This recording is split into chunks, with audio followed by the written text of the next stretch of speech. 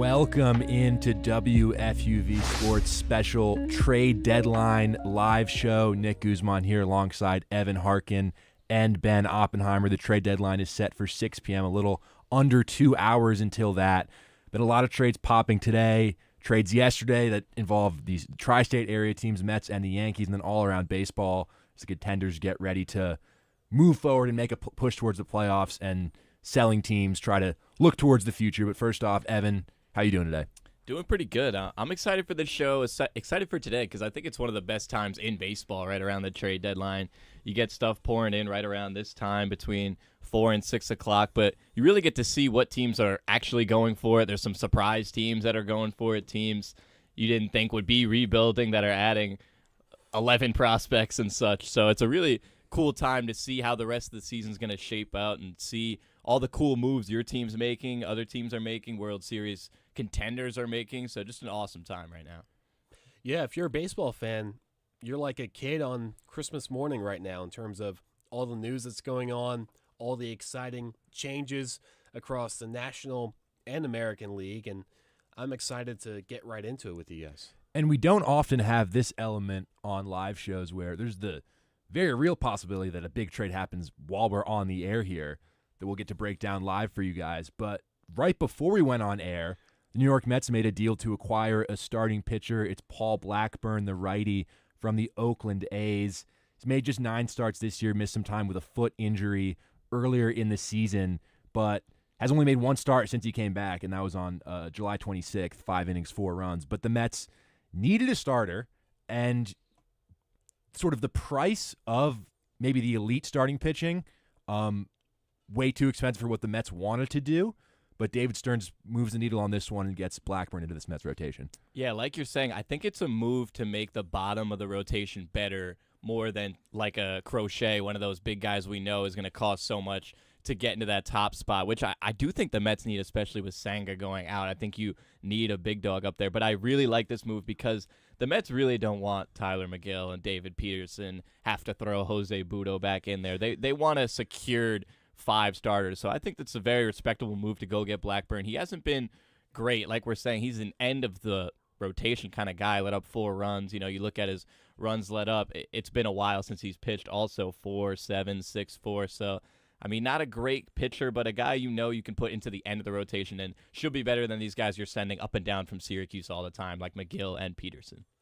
Yeah, I think it's hard to argue with this move, especially as what Evan mentioned, the tragic injury of Kodai Senga in his first start back.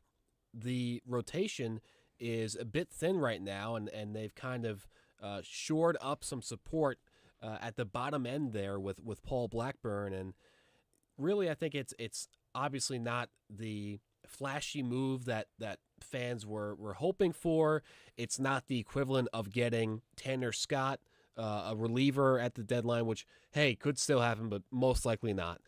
But this is definitely, it's almost like a fundamentals type of move. It's not flashy. It's not going to jump out at you when you read it off the page, but it's something that I think is going to help the Mets in their depth as they move into the final stretch of this season into August, September, and we'll see if they make any other moves, but this is probably the most notable of the day. And when you think about sort of who the elite starting pitchers were that are available at this deadline, maybe Blake Snell, Garrett Crochet, those are the names. But then you saw that trade yesterday with Kikuchi going to the Astros and what the price was on that for someone who's not at the level of Crochet or Snell.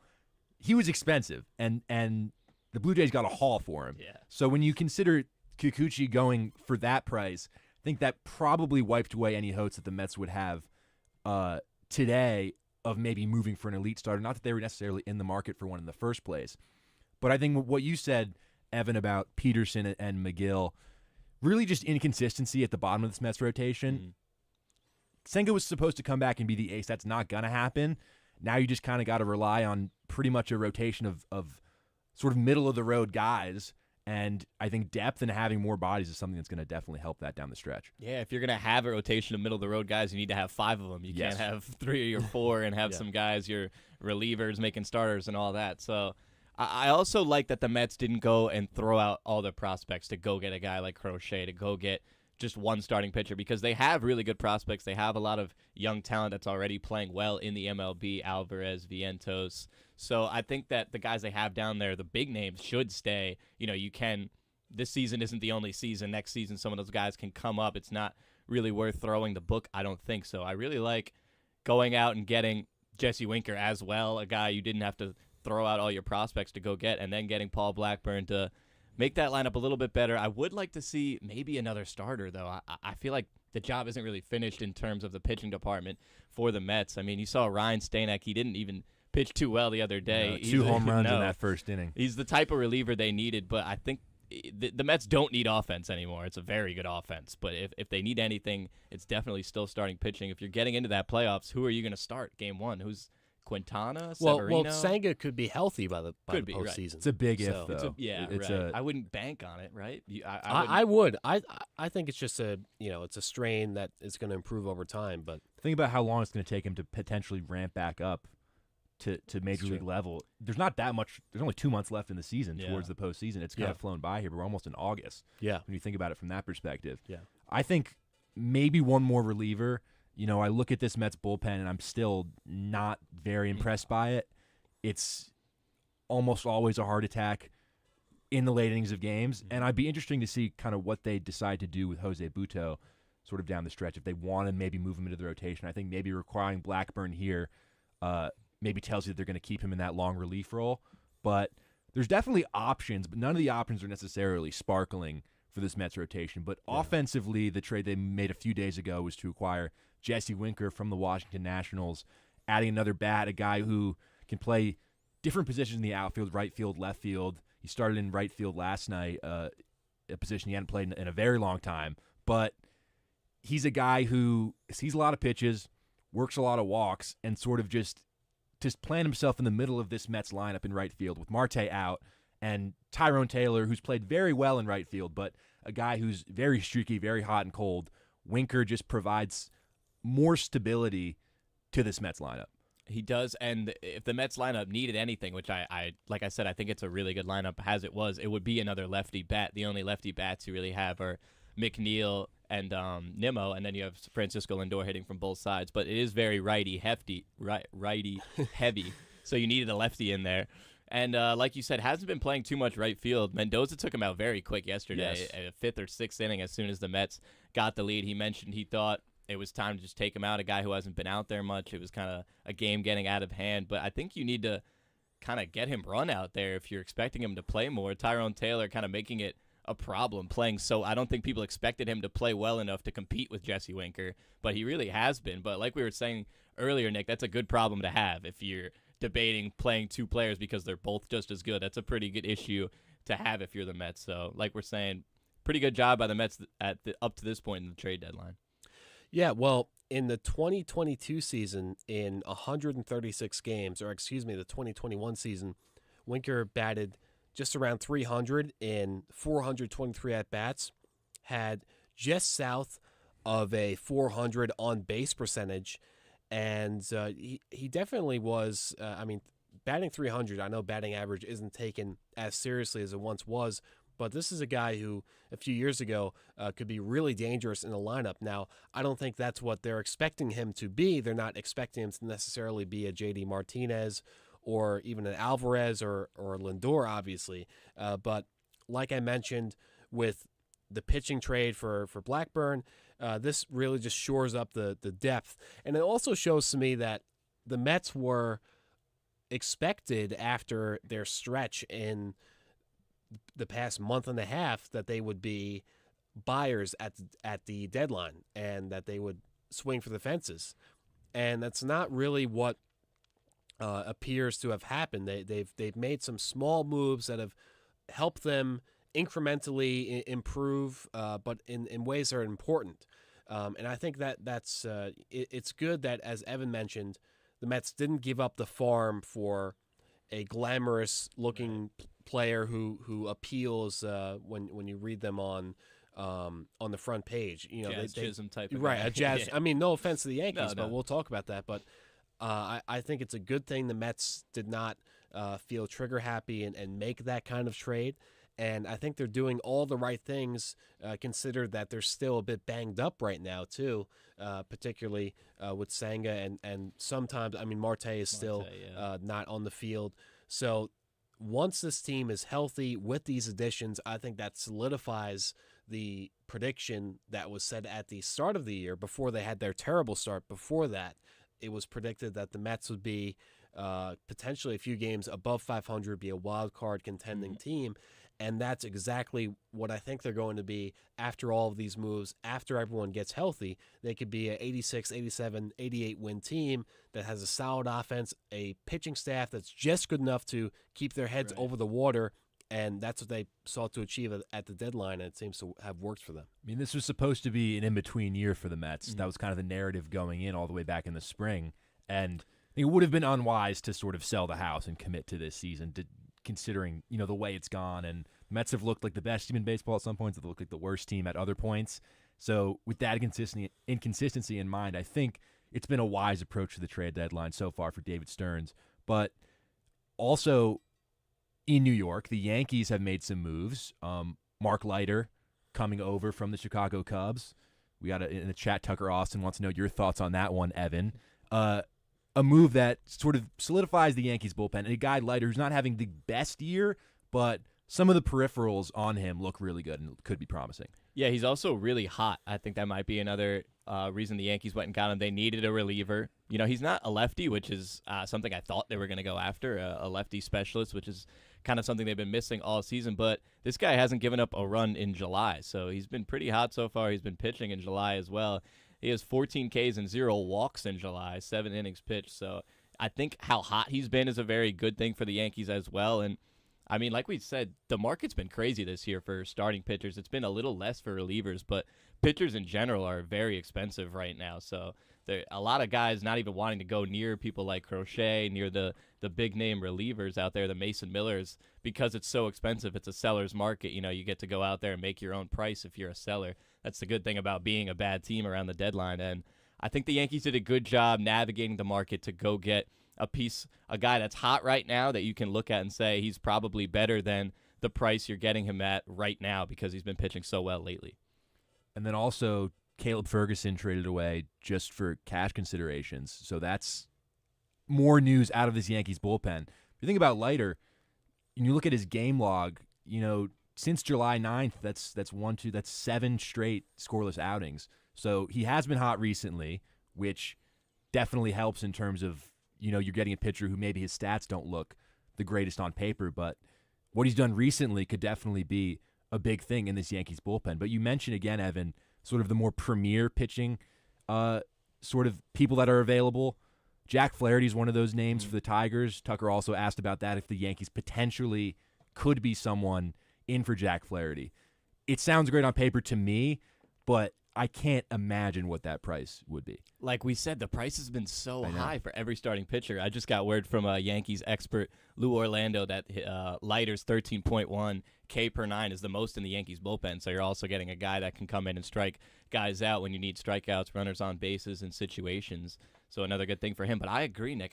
I don't see any way they go out now and go get Flaherty. He's just going to be at too high of a price for himself because of this year's market. You're going to be overpaying for him. He's a good pitcher. He's not the Garrett Crochets up there. He's not the aces, in my opinion, that are on the market, even though there's not too much. I don't think so. I don't think the Yankees want a starter that bad right now to go and overpay for one. And I think that's wise. I think the Mets haven't overpaid so far, and I think the Yankees probably won't either. But when it's a seller's market like this, it's really hard to navigate the waters because, yes, you have a division to go out and win, and you've got a potential World Series championship to go out and win.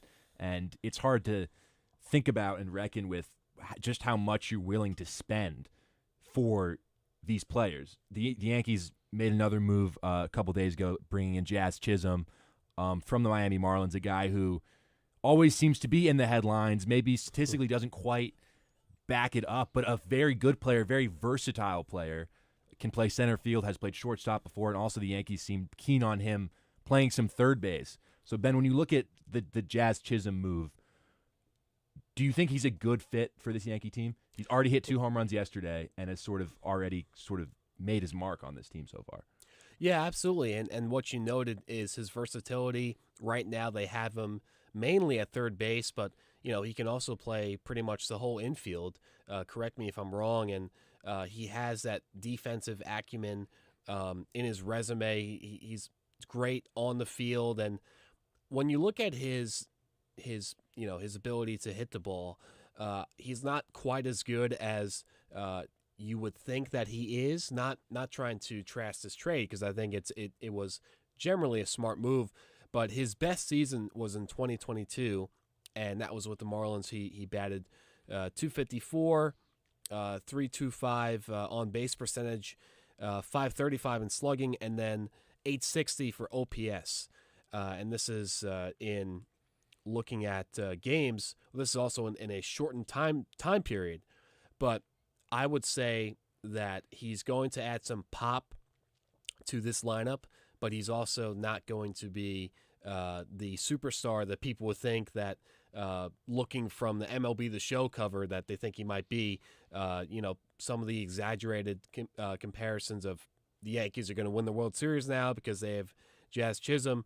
I think that's a bit silly, but he's definitely going to help this lineup in what has been kind of a brutal offensive stretch for them, and it's hard to find fault with the trade. Yeah, he has been helping a lot, and one thing the Yankees needed are just like competent MLB players besides Juan Soto and Aaron Judge. Not and J.D. Davis. Exactly. Well, hey, J.D. Davis he's a good Met. So he's a good Met, but he's not anymore. So they definitely needed guys like Jazz Chisholm, MLB level guys, and Jazz Chisholm also. They had so many areas that they needed to fix that one guy can help them in so many areas. There's only one guy that can do that in the league, and it's Jazz Chisholm. He can play third base if LeMahieu's playing bad. He can play second if Glaber's playing bad. You can get Judge out of center field and move him to the corners. Verdugo. So all the issues, it's kind of like insurance on bad players having Jazz Chisholm. You can move him wherever players are playing poorly. He played really well at third base. He also adds speed and athleticism, which is something the Yankees always lack and lack even more this season. He stole third base. He said he wanted to show Yankees fans what he could do. The Yankees usually lack flash. They don't anymore kind of because of Juan Soto, but I think adding some more can help. And I think that Chisholm will play better as a Yankee. And I think that because he seems to be a guy that likes the lights, he likes the green belts, he likes, having the attention on him. So I think playing in Miami, a big city, but not a big baseball town at all. Not a huge market for baseball. Not at all. For the Marlins, one of the worst teams in baseball right now, was helping him. I think it was probably making him worse. Having an ego and an aura that he does was kind of having him check out. So I think being back under the bright lights, being a Yankee that every kid wants to be, as he said, is going to help him actually as well. Well, I do want to note quickly that in his last 30 games with primarily the Marlins, he has averaged 216, so just barely over 200. On base percentage, just over 300, slugging around the same thing. So he's been in a bit of a slump. So maybe the new scenery in New York, the spotlight, will encourage him. Will kind of get him out of this lapse that he's in. When he's hitting. So I think the change of scenery can provide some pop. You talked about the home run he already hit. So things could be changing already. But I do want to note that he has been struggling this season. But he also has a swing for Yankee Stadium. If you look at his swing chart, his what is it called? What is that chart called? Spray chart. His spray chart. There's he had 13 home runs and would have had 19 if he was playing in Yankee Stadium for a lot of those hits. So if you look at it, a lot of them turned into doubles at Yankee Stadium. We know it's like a little league ballpark, but with his lefty uppercut swing basically built for that as well. But you mentioned earlier, Ben, how just because of what Chisholm has been in terms of being on the show cover and being this guy with a lot of swagger, that you might marketability. You might be expecting a superstar, but I don't think he doesn't need to be a superstar anywhere close to that. He just needs to be somebody who's versatile, can play a lot of different positions and be competent, because you already have two absolute megastars in that lineup with Aaron Judge and Juan Soto. And the problem has just been finding anybody just at least a little bit good that can bat around them. And I think Jazz Chisholm does fill that void pretty spectacularly. I mean, if he's better than how Rizzo was playing in Rizzo's time that he was on the field, I would say that's a success. Maybe that's too low of a bar, but they really it is kind of a desperate situation. I'm sorry to kind of overstate it, but No. it's definitely, especially with this deadline, the Yankees need to turn it around, and hopefully he can give them that spark plug. He has the personality for that too, to make that happen. A really good contract, too. He still has 2 years left on it, and it's low for the player he is right now. He hadn't got that huge, big contract yet. So a lot of guys, Winker, a lot of guys going to teams are rentals. You don't usually love to see that because they don't know if they're staying. Maybe they're not all in. Then you have to give them a deal at the end of the year. There's going to be none of that with Jazz Chisholm. You got him signed for another 2 seasons on a friendly deal for the team as well. And do you think if he performs to their expectations this year, do you think that's a definite re-signing in the next year or two for the Yankees, or is that too far out to determine? I think it really depends on how this year goes. And I mean, he's off to a great start, and I'm sure the Yankees would love to re-sign him, especially when you consider, like you mentioned, Evan, got a swing that's built for that ballpark, which it feels like a lot of the way this Yankee lineup is constructed, there aren't a lot of players like that. Yeah. When you feel like they probably should play to their strengths a little bit more and getting lefty hitters like Chisholm. But maybe this move is the first step kind of towards that trend a little bit more. Yeah, that's been an issue for the Yankees for like 5 years. They're getting out-leftied in Yankee Stadium. It makes no sense. So really good by them to go get a guy, like Rizzo, I would say, is probably the last one they went and got, like that Matt Carpenter. These guys that have these uppercut swings that aren't doing too well in other places that will succeed and hit a bunch of home runs over in Yankee Stadium. There's also other Yankee news. Garrett Cole is scratched tonight with general body fatigue. He will not go on the IL. Will Warren will start in his place. So maybe just an issue of him coming back from injury and just being a little bit tired, or possibly could be something deeper, but not something you want to see as a Yankee fan, Evan. No, I'm excited to see what the reporters say. I'm sure they're going to ask Aaron Boone more about it after the game and before the game, but that's not usually something you see, especially from a guy like Garrett Cole, a guy who's always begging Boone to get off the mound and let him keep pitching and let him throw over 100 pitches. So I think it's going to be something serious, more serious than Garrett Cole's making it seem, because he likes to downplay injuries. He wants to play. He comes back quickly from rehab assignments. So that's more scary than it would be if it was a different pitcher other than Garrett Cole in my mind, because he's a very tough guy. Yeah, I think Garrett Cole has gotten some tough breaks this season. I mean, we started out back in spring training. They were saying that he wouldn't be ready until, I believe it was June, or that was when he came back.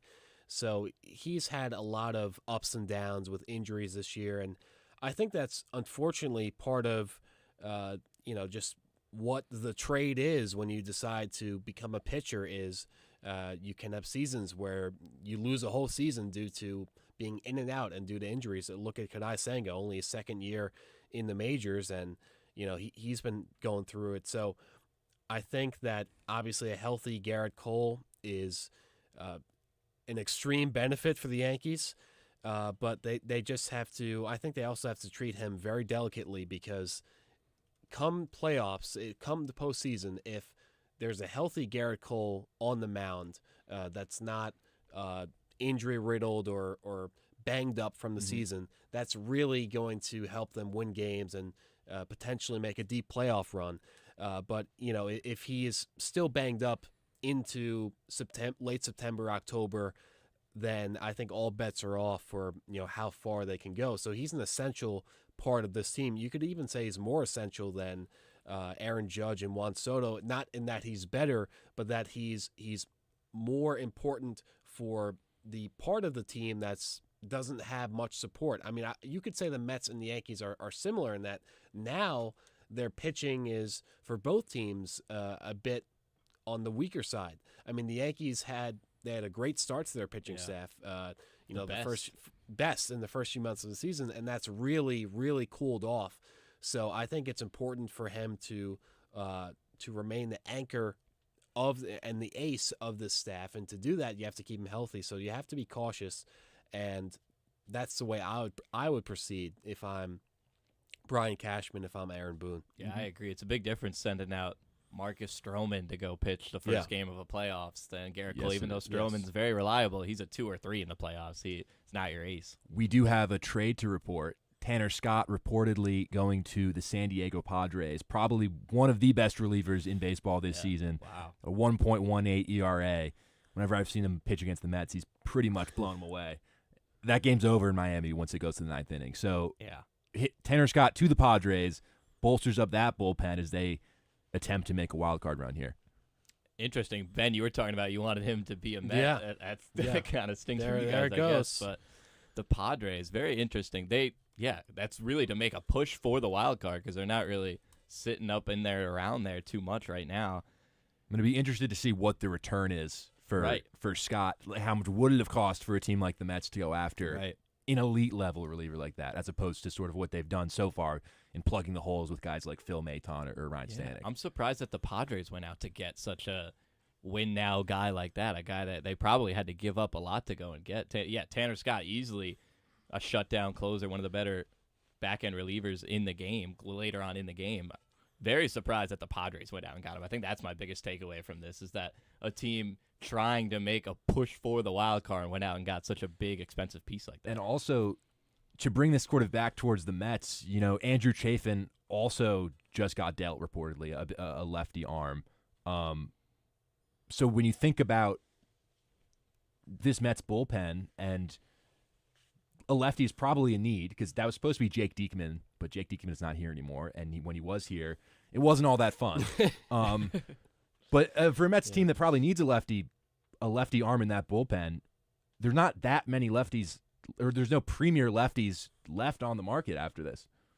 Yeah, I mean, it's kind of slim pickings at this point, and I think this trade is almost a mirror of what people thought the Mets were going to do at the deadline. Is the Padres aimed for the moon, and they got this big pickup, and Scott, when you look at his numbers, Nick, I think you didn't understate it when you said he's one of the best arms in the league when it comes to relief. So I think that the Padres are making a move to almost directly compete with the Mets and also the Braves and the Diamondbacks and even the Cardinals, all those teams that are remotely in the wild card race. One of them, I figure, had to have made this type of really aggressive win-now move, and that happened to be the Padres. So we'll see how that affects them in the wild card race. Right now, the Padres 57-51 on the season so far. They're tied with the Mets for second. I didn't realize that, yeah. Tied with the Mets for second. So that's why I think this really could have implications, because depending on who made this trade, let's say the Mets made this trade in an alternate reality, obviously that's not what happened just now, but we'll see. Time will tell if the Padres will get what they desire from that trade, which is, to make a surprise run. Say what you will about the Padres, they go after it at the trade deadline if they really want to. Year, right? AJ Preller, every year it seems like if they think they're gonna compete, it's all guns blazing. I think that'll probably move us into our first break here at this trade deadline show. When we come back, we'll keep talking through all the moves that have been made. Hopefully some more get made in this last hour and a half before we hit that trade deadline. But this is probably one of the more exciting times in this baseball season, and it's been a pleasure to talk about it with you guys so far. But we'll see you on the other side of this break on our special trade deadline show.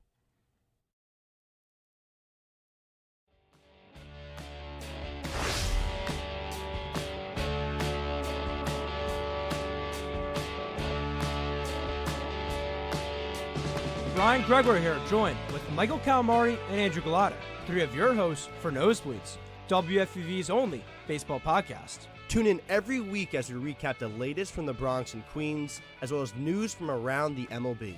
You can listen to Nosebleeds on Apple, Spotify, WFUVsports.org, or wherever you get your podcasts. Take a trip around the bases all season long with the Nosebleeds podcast on WFUV Sports.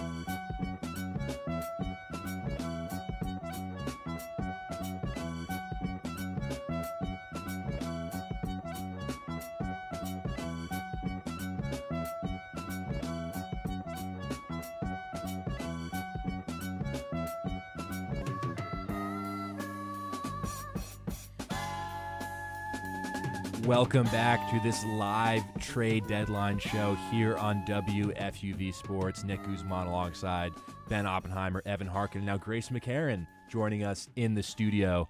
Talk some more trades. We now know the return for this Tanner Scott trade, or at least the headliners of it, according to John Heyman of the New York Post, announcing that Adam Major and then also Robbie Snelling are reportedly the return for Tanner Scott. Snelling currently ranked as the Padres' second overall prospect by MLB.com, Major number 4.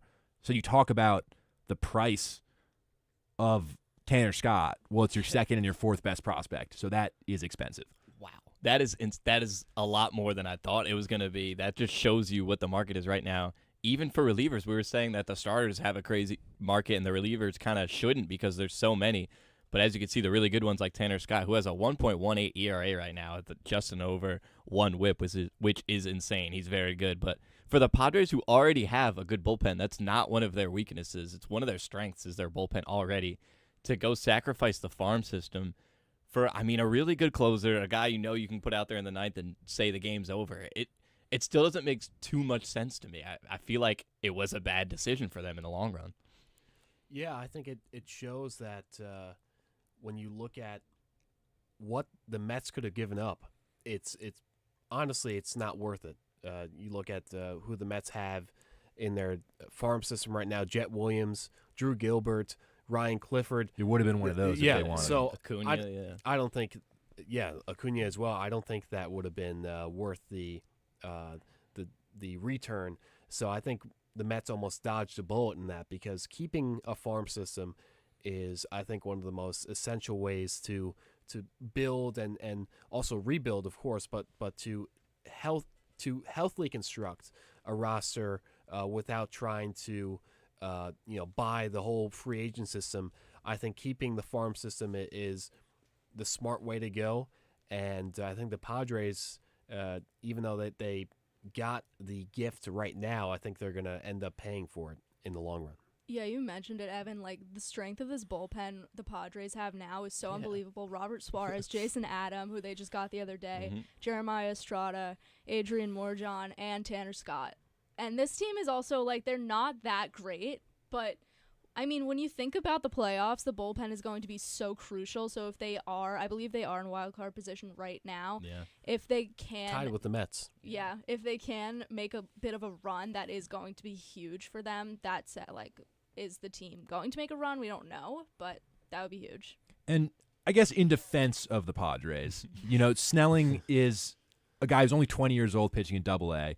He's kind of gotten rocked a little bit this year in Double-A, an ERA over 6, but 20 years old.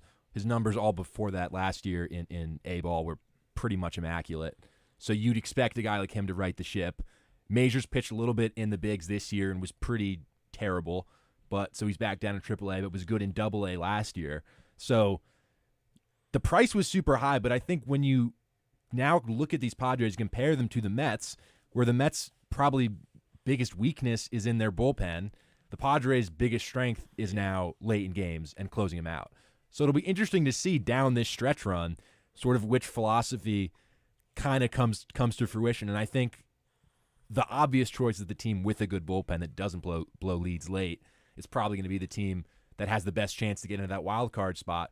But this Mets offense is pretty hellacious, so it'll be interesting to see. I think when I look at this deal for the Padres, I almost respect how much they just kind of go for it every year at the trade deadline. Don't care. It's not my team, so I'm not really worried about the future. But when I just look at it, they don't really seem to have a care about who they're trading. It's just, we're going to buckle up for this stretch run, and we're going to really, really go for it. So Padres fans a lot to be excited about. Yeah, I was going to say, in the Padres' defense, this is very very Padres right yes. now. Go get Juan Soto and everybody around him for your entire farm system like they did recently. Now trade your entire farm system for a reliever that's already going to join a good bullpen. But I like how they just keep stacking it up, like you're saying. At least they have an MO, fear us at the deadline. You better go get someone or we're going to get them first, if anything. But they have been making a crazy push. I mentioned earlier I didn't think they were in the wild card because they haven't been in the last couple of weeks, but then have been winning a lot of games recently, have been really hot. Now tied with the Mets, are in the wild card already right now. So in their defense, they are really hot. That does make sense to go and build and trade some farm guys if you're hot pushing for the wild card, which they are. It's starting to make a little bit more sense, in my opinion, as you keep looking at it. Also, Heyman reported it was Snelling and Major that were the headliners for this trade, but Jeff Passan also just tweeted Graham Powley, who's also the Padres' 5th rated prospect. So number 2, number 4, number 5 in your system, and also Jay Bashir's number 24 in your system. So that's 4 prospects. So that is the system. That's the system. That's the system. All on this year. But now we have news that the Mets have just acquired reliever Tyler Zuber from the Tampa Bay Rays. So he's only pitched in 2 games in the major league level so far this season. So it's going to be sort of a under the radar deal when you consider Zuber has pitched before this year. He didn't pitch since 2021, and in that stint he kind of got blew up a little bit for Kansas City. But another arm going to this Mets bullpen, maybe not necessarily not a Tanner Scott level arm, but just more depth for this Mets bullpen. Yeah, more depth. And I think what we've been saying about them trying to keep the farm system, what Ben's been saying, how he likes that they're not going after the huge guys, going after guys, just needing guys literally in that bullpen. Just dogs. Just people, human beings with 2 arms in that bullpen. But he's pitched good recently, gave up 1 run against the Yankees and then 0 runs in 2 innings pitched against the Reds. Those are his last 2 starts were this past week. So has been doing his job this past week, was probably a cheaper guy, I'm assuming, out of all these other guys in this stacked market. Mets keep going with their philosophy of let's not throw out the whole book and go get some guys. Yeah, and Zuber's a guy who started this season with the Long Island Ducks in Indy Ball, and then was lights out in AAA once he got signed, and then has recently come up to the big leagues for just 2 starts. So maybe someone with a lot of potential, but they gave up Paul Gervasi, who's kind of 20s, 30s, depending on which prospect list you look at for this Mets team. So they didn't give up a ton, and just another arm for the back end of this bullpen. But the Mets aren't necessarily making it splash, but I don't think they have to. That's not what it's about. No. And I do want to note there's this guy on Twitter who's written previously for SNY, Michael Barron. He said something that I think was quite provocative, and I disagree with it. He said, Mets Twitter never ceases to amaze me. The Mets have a good team, have been arguably the best in the MLB for 2 months, yet some are seriously questioning as to whether it's worth it for them to make a big deal to get better. At what point do you all want them to win? Never? And I think that's just it's That's something that's provocative and it'll get the people going, but I don't necessarily think. I don't agree with Michael Barron. There's a little bit of truth that they have been one of the best teams in the last 2 years. Of course, yeah. But to make a trigger-happy, impulsive move for the front office to do that, it almost always, with the Mets' luck, ends up going awry. And I think when you look at other examples, not even just in baseball, when you look at teams in the NBA like the Knicks, I know baseball and basketball are completely different, but when the Knicks gave up their young guys for Carmelo Anthony, who they could have gotten in free agency, they gave up a whole roster, literally the whole roster of young talent for one guy, and it ended up, in my opinion, I mean, you can just look at the records over those 2 years for the Knicks. They ended up regretting that trade. So I think there's always stories of cautionary tales that you have to show discernment and good judgment in who you're going to make a move for. Because I'm not saying that sometimes you don't have to make that big splash for a big name player. I mean, Lindor comes to mind, and now that was it was given that he was going to sign, and also it was the same position as I believe it was Rosario, because Rosario, they got rid of Rosario and then they got Lindor, so it was almost like a trade. And they got rid of Jimenez too. Yeah. I think that was worth it. So sometimes you can have deals that really make sense, or go for it type of deals. And I don't know, looking at the market, in the past few hours, past few days, I don't know if there is a player that is the perfect fit for the Mets. That's a big name that was worth the price tag. So that's why I think they didn't really make that big splash, is because nothing really aligned the right way. Now, some people might be upset with the decision-making behind that, but I'm satisfied right now if I'm a Mets fan.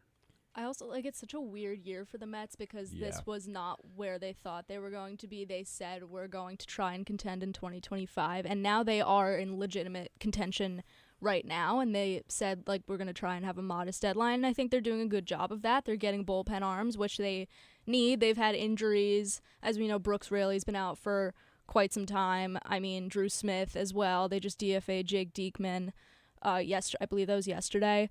So at the end of the day, the bullpen, yes, they don't really have any, other than Diaz for the most part, maybe not as much this year, they don't have any, super big name relievers that are oh yeah, that guy's really, really good. But they have a lot of options, and a lot of them can be solid, and I think that's what they need right now. Also, rumors swirling around Luis Rengifo, John Heyman tweeting that the Red Sox are a team that's potentially in the running for Luis Rengifo of the Angels, but apparently there's a gap in price. So I feel like that's the case for most of these trades, considering what the teams that are selling have been asking for. But you think about what the Padres just paid for Tanner Scott, and you think about what maybe the Astros paid for Kikuchi the other day. There is a market for it. There's a reason why the prices are this high. It's because there are teams that are willing to kind of shell out the farm system for this stretch run. And I think it's going to be really interesting to see what with a team like the Padres in acquiring Tanner Scott, because if Tanner Scott pitches lights out down the stretch and closes out a playoff series for them, then you can say the trade was a win. But to me, when I look at a team like the Mets and what the Padres did, I wouldn't have a good taste in my mouth if I saw the Mets giving up someone like Clifford or someone like Jet Williams or someone like Luis Angel Acuna for a rental down the stretch here. I think it's partly because of what we were told before the season about what the expectations were supposed to be and how they're kind of exceeding those right now. And yes, the Mets have bought at this deadline, but I think any big splash that sort of sacrifice what I believe to be is a fairly strong farm system, at least in terms of hitters. Pitching wise, the depth isn't quite there in the minor leagues yet so far for the Mets. But I think I would have been disappointed if I saw, some of those names coming off the Mets list. And, there's still an hour and 10 minutes. They still could really pull the trigger, as we say. They've been more cautious. But I think, to me, they've approached this in a pragmatic way. I agree. I think you have to look at the rest of the NL as well. I don't think getting, let's say, Skubal, let's say Mason Miller, those are the top guys at their position. You're going to have to throw away a lot of guys, probably your future. And so, apparently, if Tanner Scott's worth the team's future, those two guys are definitely worth the team's future. That's not going to put you over the hump. I think the Mets are really good. I think there's a large gap between the Mets, the Dodgers, the Brewers, and the Phillies in the NL. And you're going to have to go through one of those three teams. And I don't think, let's say Skubal, let's say Mason Miller, let's say getting one really big guy is going to throw you over that gap. But I think you are in that gap within the next 2 years if you keep your farm system the way it is. I think it's really good. I think a lot of those players are going to come up soon. Acuna, Jet Williams, Clifford, a lot of these guys are expected to come up within the next 2 seasons, and then you can have that complete team that I think is over that hump and is a team like the Phillies that can go out and get Estevez and say, we're ready, let's go. We're the best team in the MLB. I think the Mets are too far below that gap, although they're really good. That one player is not going to make a difference, but you wait. You do what they're doing right now. You retool. Get 2 players. You get 2 players that are okay, and then when your really good players come up and become really good for a little bit of money, now you're sitting where those 3 big dogs in the NL are. And I think as we sort of wait for more news to drop in this last hour, there's been so many moves that have happened in these last 2-3 days that we haven't touched on yet because everything's been happening sort of in this last hour or so. But I think an interesting one to look at is the Braves getting the 2021 team back together, just getting the crew back together with Jorge Soler and also Luke Jackson coming over from the San Francisco Giants. But Jackson, a guy who was so good in 2021, the year they won the World Series, been pretty subpar so far this season and last season. But Soler, Jackson to the Braves, I guess kind of just getting the band back together from when they won the World Series in 2021, Jorge Soler was the World Series MVP. Yeah.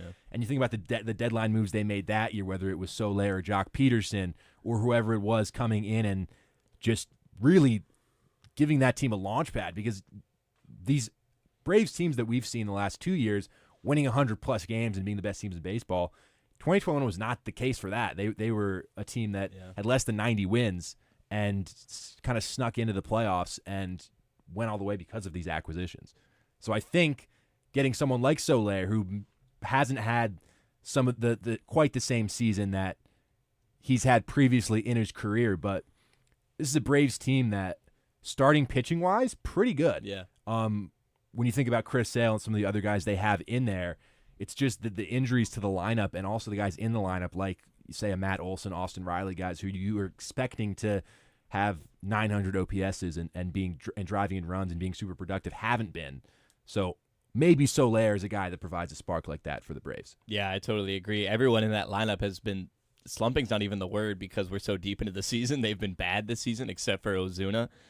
He's the only guy, I think, with an above an 800 OPS right now. Like you were saying, Riley, Chapman, all down. I was at Citi Field watching the Mets play the Braves, looking at the Jumbotron. You almost can't believe those saying, wow, numbers. the Braves are this bad, and they have such a good record, but it's because their pitching has been so good. So going and getting a designated hitter like Soler, who's, like you were saying, only 240 this season, 12 home runs, 750 OPS, 40 RBIs. He's not great, but he's another good hitter that you can throw into a lineup that's been kind of filled with good hitters that are just playing bad. So maybe he knows a lot of those guys. He's their friend, just mixing things up if you're the Braves, which I think is good for the offense.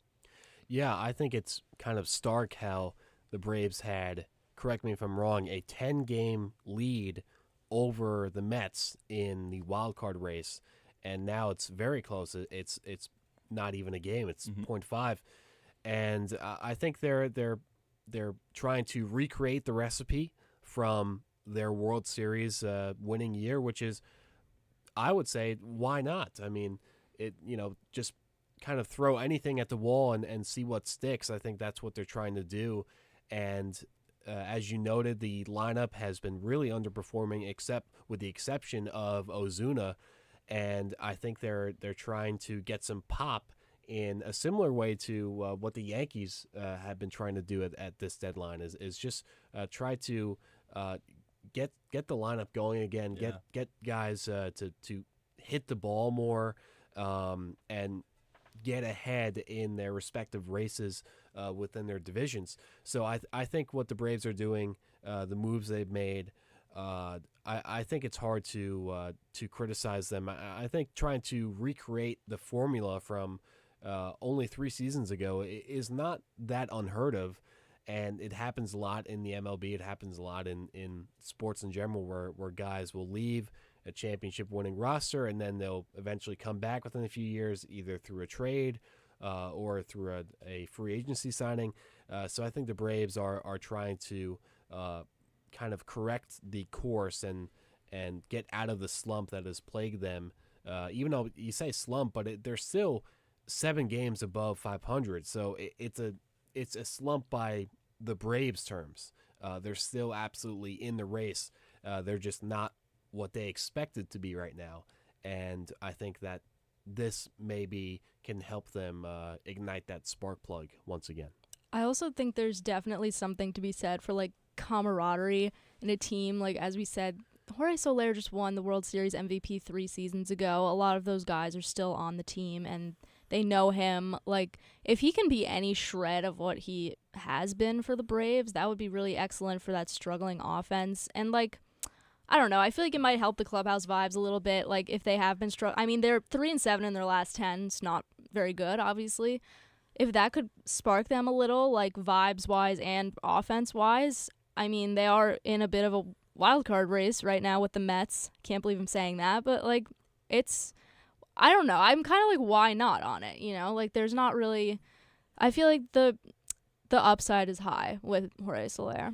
I think that deal is probably a pretty straightforward one in terms of, you get people at the deadline when you're a competing team and you're gearing up for this wild card run. A deal that kind of a lot of people were like, huh? When it happened was Isaac Paredes going to the Chicago Cubs and the Rays getting Christopher Morel in addition to right-handed pitcher Hunter Bigi, and then Ty Johnson as well.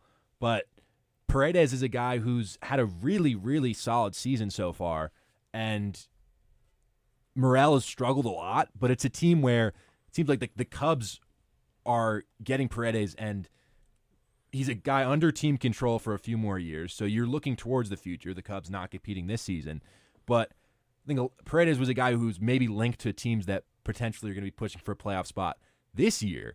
So I'm just curious what you guys think.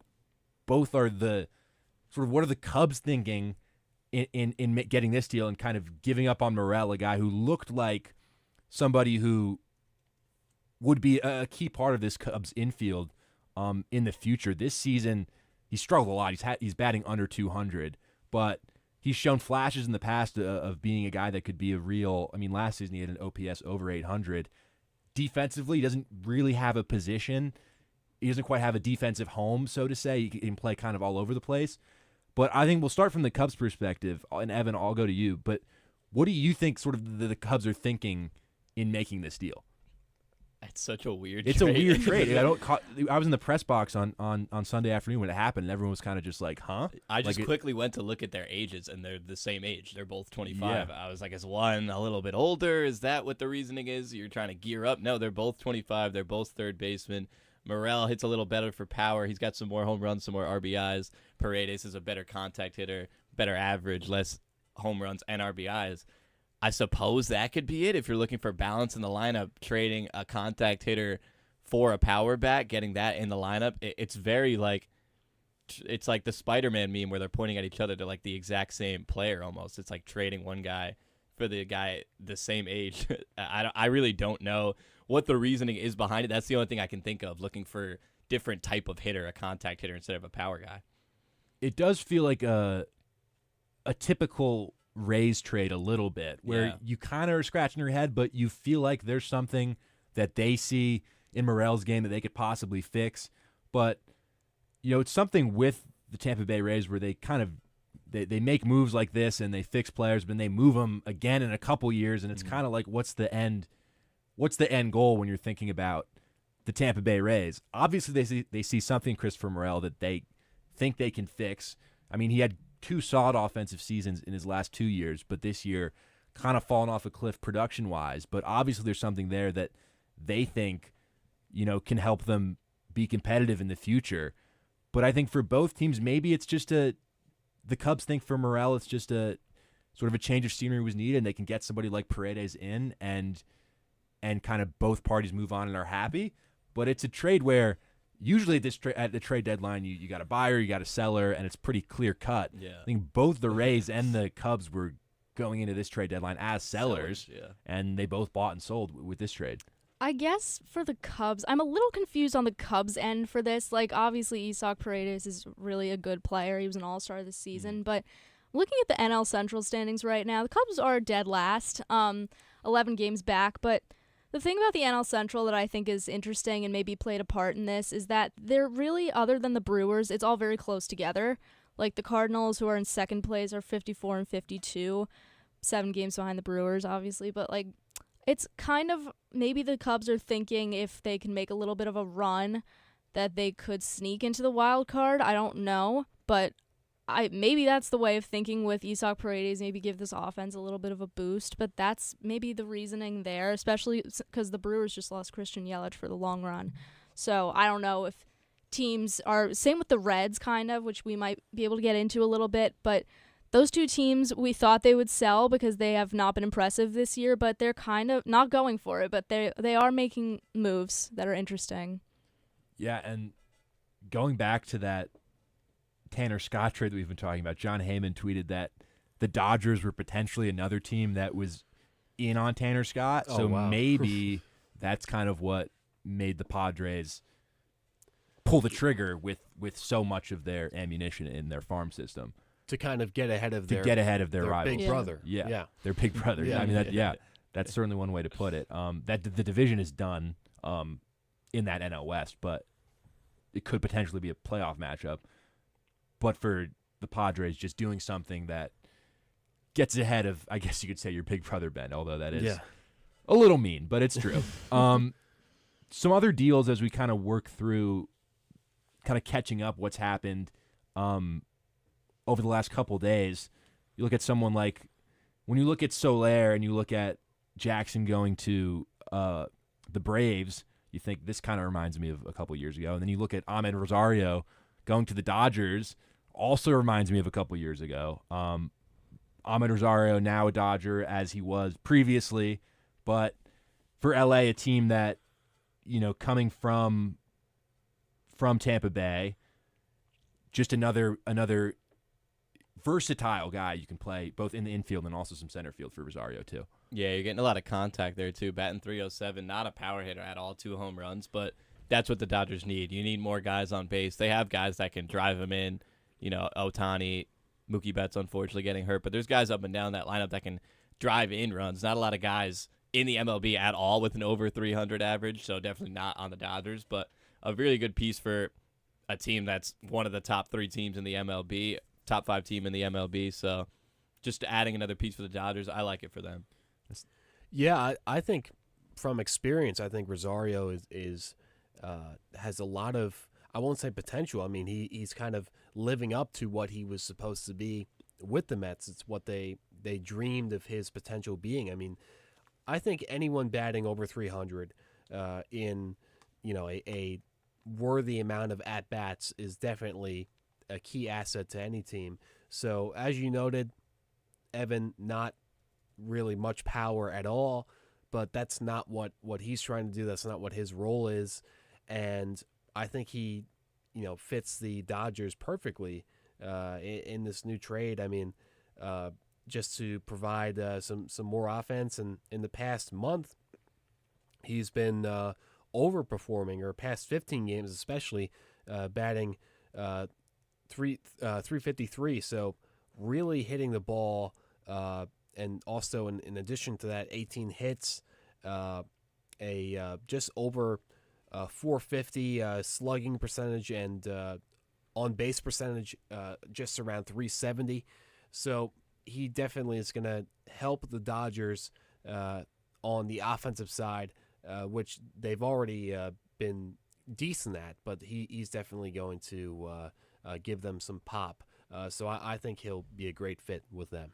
Yeah, this is a good Dodgers move. It's kind of a sneak move because, Ahmed Rosario is not the biggest deal ever, but he's very versatile. He can play several positions, and he has had a really good season. 307 batting that's really good for him, and obviously we know the Dodgers, they're always around. It seems like every player they bring up is good in some sense, so I think this is a good move for them. A little versatility, a little bit of depth in the infield as well. So not mad about it if I'm the Dodgers. It is funny to me for a team to just make the same trade they made the last year at the deadline. Just making the same exact deal in getting Rosario again. But it's a guy and somebody who's not going to move the needle. I think Mets fans are not going to move the needle too much. It's another depth piece. As a Mets fan, when I think about Ahmed Rosario, I think a guy who doesn't walk at all, at all. He'll hit for contact, but the guy's not going to take pitches. He's incredibly aggressive. So, but he also doesn't hit for a ton of power, but I think the defensive versatility is something that's definitely going to be useful for the Dodgers. I think that'll lead us into our next break here on this trade deadline show. The news continues to roll in. We got 54 minutes until the trade deadline. Still some big names on the board. We'll see you guys on the other side of this break.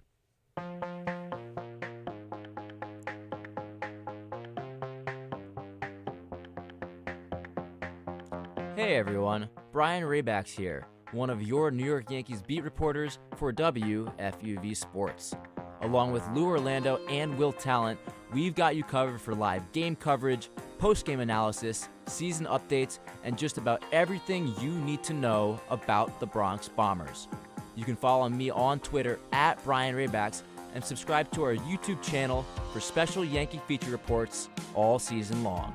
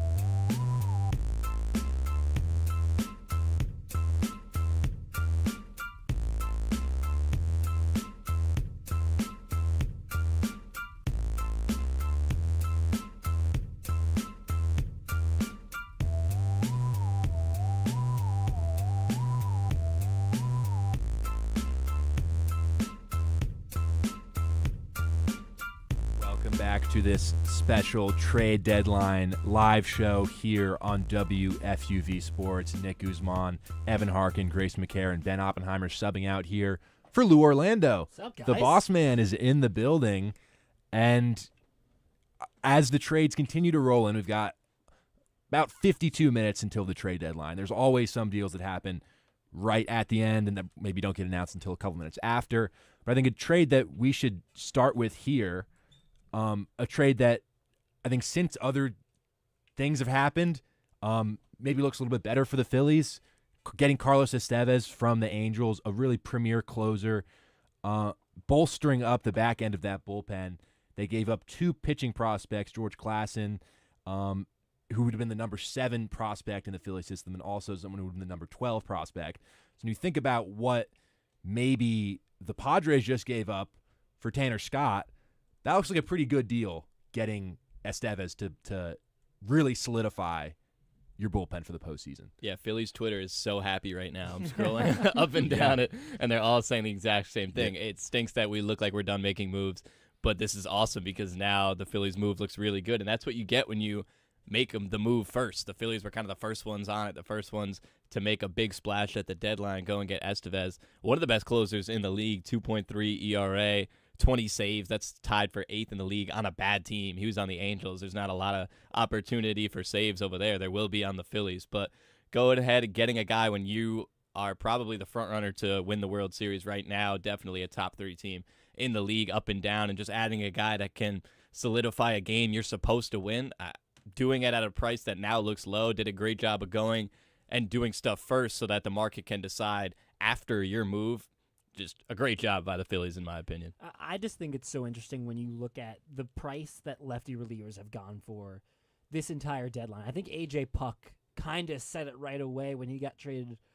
Now it's a few days ago, and the package that the Marlins got back for A.J. Puck was pretty sizable, and you went, well, the Tanner Scott one's going to be pretty big too.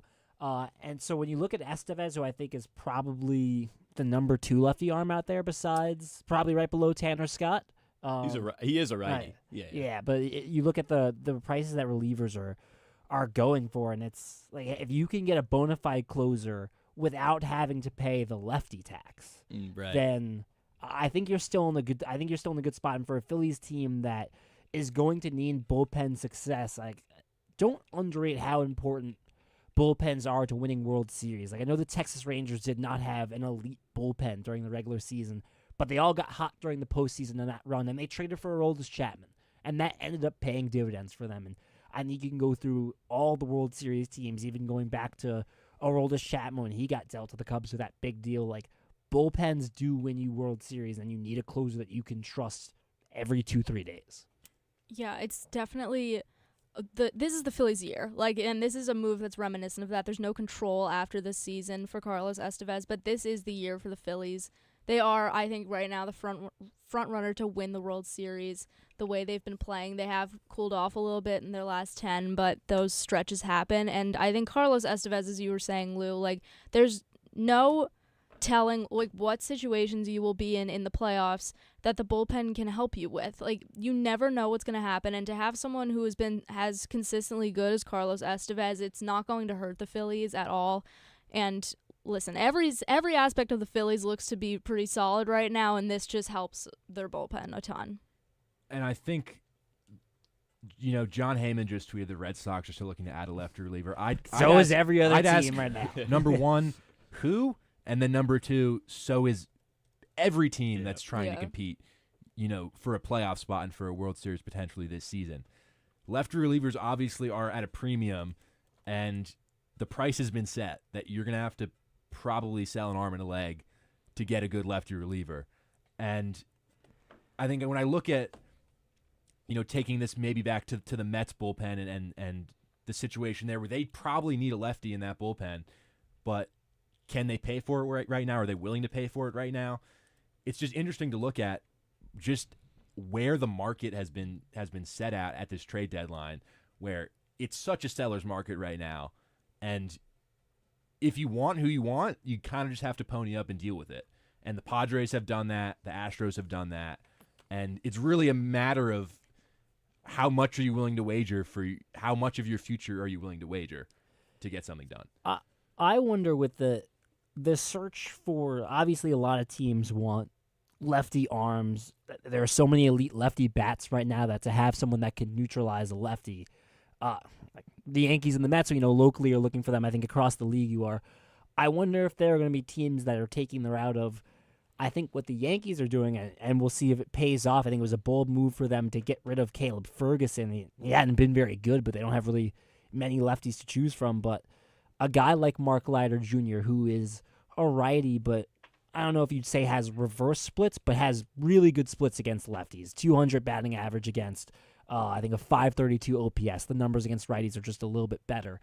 A guy like Tommy Kahnle, historically, who he's in their pen right now, has been, with that tailing changeup action, always worked really well against lefties. That maybe there's some philosophy of, like, just get really good arms that can pitch against lefties, and you don't have to give up an arm and a leg for a guy that throws lefty. You get a really good righty, maybe at a cheaper price, that can still get lefties out. You wonder how many teams are going to go with that. Trade alert, trade alert, trade alert. Uh-oh. According to John Heyman, Brian De La Cruz is going to the Pittsburgh Pirates. Oh.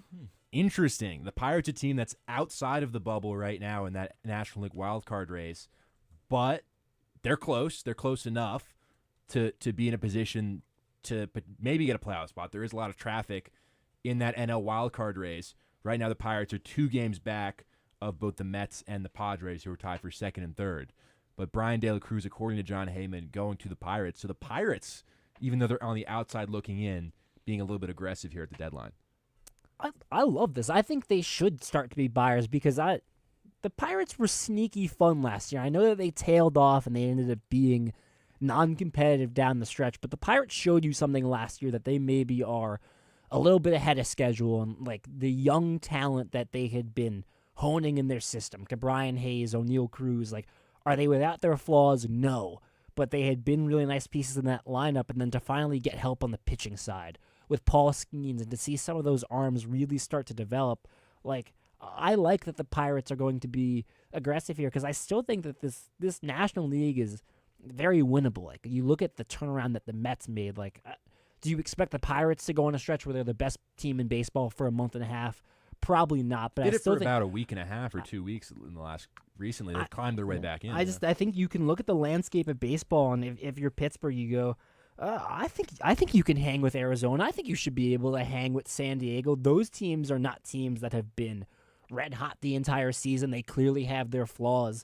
That if you're Pittsburgh, this is a fan base that has been through a lot of really tough baseball to watch. And I think the last few years they've made some really fun moves. I like that they brought back McCutchen, and that's not just like a little bit of a throw to the fans. Like, McCutchen's still got some really good baseball on him. He's still being really productive. That's a veteran voice that is going to help those young guys that start building around this team. Add pieces like Brian De La Cruz. I was interested by the trade they made with the Red Sox, shipping Quinn Priester to them, and I'm kind of wondering where they're at. I think if you're a team like the Pirates, it's probably don't give up any big prospects, but when you can add marginally, go for it, because I think there's a wild card appearance in the cards here. Yeah, it's completely not out of the question that they make a run, too. Obviously, behind Paul Skeens, he's going to play a big role in that if they do. But there's no reason for them in such a crazy wild card standings for the National League. Like, there's no reason to me, like, not to add a little bit. Even if it's not, like, this is not the splashiest or the sexiest move for the Pirates, but they are right there in the wild card race. So, to me, there's no reason when you know you have capable players and you know that there might be a run in you, there's no reason not to try a little bit at least. Yeah, I agree. I think it's, like you guys are saying, a move that could be for now. Let's say they happen to get into that wild card. Now this is a good guy, a good player, batting .245, 18 home runs right now that you can slot into that lineup. I think it's also a move for the future because he's 27. He's on a good contract. He's been getting better every season pretty much. And then if you are, like we're saying, a lot better next year, now you have a guy that you got from a team that's trying to sell now. The Marlins want to sell right now. They're selling all their players. So it's like a fire sale. You go and get someone from a team that's trying to sell their players so badly, they'll sell them for a little bit less because they just want prospects. They just want to rebuild for the future. And you say, all right, I'll go get him for that price, and maybe he'll be good for us if we happen to make the playoffs. If not, we'll be able to keep him around for the next couple of years when hopefully we'll be even better. A young guy on a good contract that's improving. Well, and that's that's a trend you're starting to see. Is there are teams on the fringes here? Like I think the Cubs are a good example of they're not going to make the playoffs this year, but maybe they buy into Isaac Paredes more than anyone they might have been able to get on the free agent market. And you have a little bit more control over the contract in terms of he's probably a cheaper arm than some of the free agent third base options. So for Brian De La Cruz, he's not going to be making less than $1 million next year because it'll be his first arbitration year, but he's still got 3 ARB years left that now if you're the Pirates, you have control over this really promising 27. That's a young baseball player that's still in his prime, and maybe that's someone that you're more interested in than some of the free agent names that are going to be out there that might have been, you wouldn't have to give up anything, but you probably have to pay a little bit more money. I like that teams are starting to go for some of these guys that, like, Brian De La Cruz would have wasted away on the Marlins the next 2-3 years. And, like, the Marlins shouldn't wait just because they still have him on contract to get rid of him. Like, they don't really have a ton of use for Brian De La Cruz. They just need to build up prospect capital. For a team like the Pirates, you're right, it helps them this year, and it's going to help them, I think, like 1-2 years from now when they're a legitimate wild card team, maybe contending for the NL Central. Like I think the NL Central could be theirs next season, depending on the way St. Louis trends. Like I like where Pittsburgh's at right now. And for the Marlins' perspective, this is the definition of a fire sale. It's almost hard to believe that they made the playoffs last year. Oh my God, that's wild. Yes, they only won 84 games, but they made the playoffs and they lost. You know, you blink and they lost the 2 games to the Phillies in the wild card series and they were out. But for the Marlins, their fan base obviously is not very high in numbers, but there are diehard Marlins fans who I feel for because, yes, nothing was happening this season, but the fire sale tells you that, you know, Peter Bendix, the new GM, is looking to ramp up the prospects and sort of build, you know, capital in this franchise through, you know, him doing it and getting the guys that he wants and just sort of restocking up this system. It was hard to believe that, you know, in the offseason that Kim Ainge, the general manager, left the organization. That's because apparently they wanted to bring in a president of baseball ops over her. She didn't like that, so she left. And now Peter Bendix in charge. A Marlins franchise that doesn't make the playoffs very often. You know, they've won 2 World Series that were kind of 2 of the more miraculous World Series runs that we've seen. But you know, this puts their window at, you know, at least a couple more years until they're somewhat competitive, considering they've traded away guys that had more control, like De La Cruz, like Jazz Chisholm, you know, Josh Bell gone now, Tanner Scott. It's a fire sale for Miami, and it's not looking towards next year like you think about a team like what the Mets did at the trade deadline last season, which was still you have an idea that you could still compete in 2024. Now for the Marlins, 2025 seems like a total write-off. And it's looking way ahead towards the future. You have to wonder if Alcantara is going to go next year. Like, and you wonder if it's as simple as, like, I remember hearing stories about coming into this season, Marlins knowing that they weren't going to have Alcantara this year. That's one of the reasons why they traded Arise back in April. Like, he's under contract until 2026, and then there's a club option there. Like, that. You got to think there are a lot of teams that want to eat that up, that maybe it's as simple as he pitches half a season with the Marlins next year so that people can see how he recovers from the injury, build his stock back up, because this is a Cy Young winner, a guy that when he's at his best can be a top 5 pitcher in all of baseball. Total workhorse, too. It'll give you like interesting to see what that is like after the injury, but a guy who so rare in baseball these days can go 8 innings every night. Like a breath of fresh air, like throwing complete games, doing stuff that you just don't see from starters. And again, you wonder how that changes after the injury, as you said, but like there will always be a market for Sandy Alcantara. Any contender, they're going to crawl all over each other to try and get an arm like that under control for 2 seasons with a club option that if he's good, you're definitely exercising that club option. So that's maybe 3 years, 2.5 years of Sandy Alcantara. Like you wonder if he's the headliner of the deadline next season, because hey, they traded a guy like Jazz Chisholm who had 2 years of control. Like, who are you holding on to if you're the Marlins? What's the point of holding on to a guy like Sandy Alcantara if clearly they keep pushing back their window further and further? Exactly. And I feel for Marlins fans. If I was a Marlins fan, as much as I care about the Mets, if that was me with the Marlins, I don't know what would have happened by this point. But it's just a disappointing sort of the They waved the white flag in before the season even started as soon as they traded Luis Ariz. It goes back to trading Stanton after the MVP Yes. season. Yes. Like it is anytime. It's ridiculous to think that at one point they had an outfield that was Giancarlo Stanton, Christian Yelich, and Marcell Ozuna. Like, and also good players in that infield too. Justin Bour, D. Gordon was a beast. Danny Hechavarria is like was an awesome Martin defensive Prado. first player at that time. JT Realmuto. Yes. R.I.P. Jose Fernandez. But even beyond that, like there were arms in that rotation, and my goodness, to go from like having Jeter as the GM and getting so excited about like this is supposed to be a win now guy to like. I know he warred with the front office about his vision versus the front office vision, and you wonder if that happened with Kim Ng as well. But clearly, the owners of the Marlins are really not willing to put a ton of money into this. At the same time, how can you blame it? It's been a dumpster fire there for no one goes. Now to the it's games. coming on a decade. Yeah. It just seems like a franchise in total limbo. Another team kind of doing the same thing as the Rays. I feel like right now, you feel the They're same way. they're if just you're the a Rays they're fan. just the better version of this. Like They always They do. just do it a little better. Cycling they're players. Just, this is an off year for them. They're probably not going to make the postseason. We can give them a ton of credit because it feels like they're really good at developing players that people gave up on. Like Isaac Paredes was a top prospect that failed in Detroit, came to Tampa Bay, and like refound his success.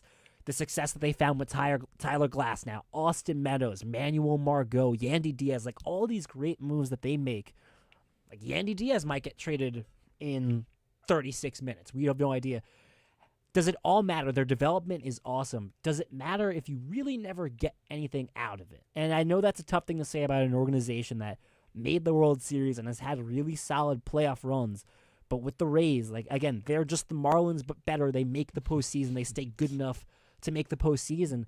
But if that's all that ever comes out of it and you never keep these players that you develop, like, is it really worth it if you just keep rolling the ball down the mountain? Like, I have no doubt that they're going to get an amazing value out of Christopher Morel. He's probably going to be really annoying for the Yankees in the next few years. These prospects that they're getting back for some of the guys that they've traded for, I'm sure they're going to turn into great MLB players. That's what the Rays do. But if they never see the end result of it, and it shouldn't be World Series or bust, but in my mind, that would just be like, keep some of the players. Who's their forever player besides Evan Longoria? What's like the player that they've held on to? Lou, that would require them to spend money. Oh, they're not going to do that. And they're not doing that. No, seriously, that's what it comes down to. I It's know. like they don't want to spend money, so this is their philosophy. Yeah. So, guys come through and they get developed and maybe they get traded away. But if they're not willing to spend on contracts to extend these guys that you would like to see in Tampa Bay for a while, then yeah, I think sort of the cycle that you're kind of alluding to, Lou, will just continue. But it's the problem with having such a low payroll and not being willing to break the bank open. They're trying to continue the cycle too because they just got 11 prospects just now. They got 11 new prospects within this trade deadline, and I wonder what that does to a minor league program too. I mean, you have a team full of guys that all know each other pretty much. It makes sense when you add one or two guys in and out because it's the minor leagues. That's how it works. But you throw 11 brand new bodies. A lot of them they're probably hoping to pan out. They're probably wanting to throw in right away into your minor league system. It just keeps the cycle turning. It keeps it going of not really having homegrown players. Apparently, the Pirates are also finalizing a deal to acquire IKF, So Isaiah big. Kiner So Falefa big from the time. Toronto Blue Jays, former Yankee. But the Pirates, that's two moves in quick succession, showing that they think that they have a chance at getting to a wild card spot. But Lou, since you're a Yankee guy, Evan, you are too, but IKF, a guy that you guys had around last season, what do you make of him as a player and the Pirates acquiring him? This is a more interesting one. I'm going to need some time to sit on it because to me, IKF is a good piece for a team that's good and just needs a role player. And I don't know if that's the Pirates, but the other tough thing about that is like a team that's good, do you really get value if IKF's just in a limited bench role? So maybe IKF is better served on a team like the Pirates where he can get probably more playing time. There's less blockages there. But I'm really curious to see how they use him because when the Blue Jays signed him to a 2-year, $15 million deal, that raised some eyebrows. This is another case of like the Pirates will have him for another season, right? Yep. that's another piece that you throw into the pot. But is he an outfielder? He wasn't a great outfielder with the Yankees, but he did a serviceable job. He wasn't a great shortstop, but he can play a good third base, can probably play a good second base if you need him to. Like, it's less of a needle mover for me than De La Cruz. But again, I just like the fact that the Pirates are trying to make themselves better all the way around. Yeah, he's a Swiss Army knife for sure. That's how I describe him. But I think he's a little bit better now. He's been playing every day. He's been hitting more this year. Usually he's a bench guy. He's been playing every single day for the Blue Jays for the last 3 months now, hitting .292. There are very few players in the league hitting .292 that are playing every day. So the Pirates just adding another contact bat, like we've been saying, they're very rare to come by in today's MLB. A guy, like you said, Lou, can play multiple positions. I think it's another case of kind of retooling, not selling, not buying, just getting a guy, you have him for another year, like we mentioned. He can play a bunch of positions. Just a overall good ball player in Isaiah Kiner-Falefa, who's honestly now improving. I would tell you no way if you told me he was batting .292 playing every day late in July right now. So pretty impressive stuff from him. Looking at that lineup, like obviously he's not playing over Hayes. He's not playing over Cruz. Rowdy Tellez has been a really nice spot for them at first baseman in the cleanup spot. But like Jared Triolo, if the Pirates have aspirations of doing anything in the postseason, is probably not a guy you want playing at second base every day. That IKF, if he's now your second baseman hitting at the bottom of the lineup, like behind Brian Hayes and Juhan Bay, .292. That's really not that bad. And like his bat was often lamented with the Yankees. He's gotten better in Toronto, and even though it's a very light batting average, doesn't come with a lot of pop, doesn't come with a crazy amount of on base percentage, that's still quality at bats at the bottom of the lineup. That's what you need to start building towards when you're a team like the Pirates that wants to make that step from like interesting spunky team to I want to be able to compete in the postseason. This is by far the best offensive season of Kiner-Falefa's career so far. A 115 OPS plus. His previous high was in the shortened season in 2020 with a 93 OPS plus. So really, when I first saw this trade, I was in my head, as someone who doesn't necessarily keep up with the Blue Jays all that much, I was thinking Kiner-Falefa's still a light hitting guy who give you some defensive versatility. But to hit 292, no matter if it's not for a lot of power, which it isn't for a lot of power at all, but 7 home runs this year. I mean, his career high is 8 in 2021, so he's probably going to hit his career high in home runs. Just a career offensive year for him. I like this get from the Pirates, who are really, this is another team now that the Mets and the Padres and the Cardinals and all these teams, the Braves, the Pirates are going to be there. Yeah. It seems like it based on the moves that they're making. It's going to be another team in the hunt with genuine postseason aspirations. Yeah, 100%. I mean, like we were saying, that NL wildcard is a little bit open. Like we were saying, we didn't even think the Padres were in it earlier on. I didn't at all. And then you just look and you see that they're tied over there with the Mets. There's so many teams within 2-3 games that if you can go get, like Lou was saying, a guy that you can throw into the bottom of your lineup, make your team a lot better because you're taking a borderline MLB guy out and putting in a guy that's been playing well all season can really help you win 3 games. It should probably be 1 or 2 games I'm expecting to be the difference of teams that make it into the wild card, into the playoffs, or not come playoff time. So, like we've been saying, just a really good move by the Pirates, and I like how they're not going for anything big because they really don't need to right now. Yeah. I'll get to you in a second, Grace, Okay. but you look at the teams around them. St. Louis hasn't been that aggressive. Arizona hasn't been that aggressive. San Diego obviously made the move for Tanner Scott, but as we said, they're a flawed team.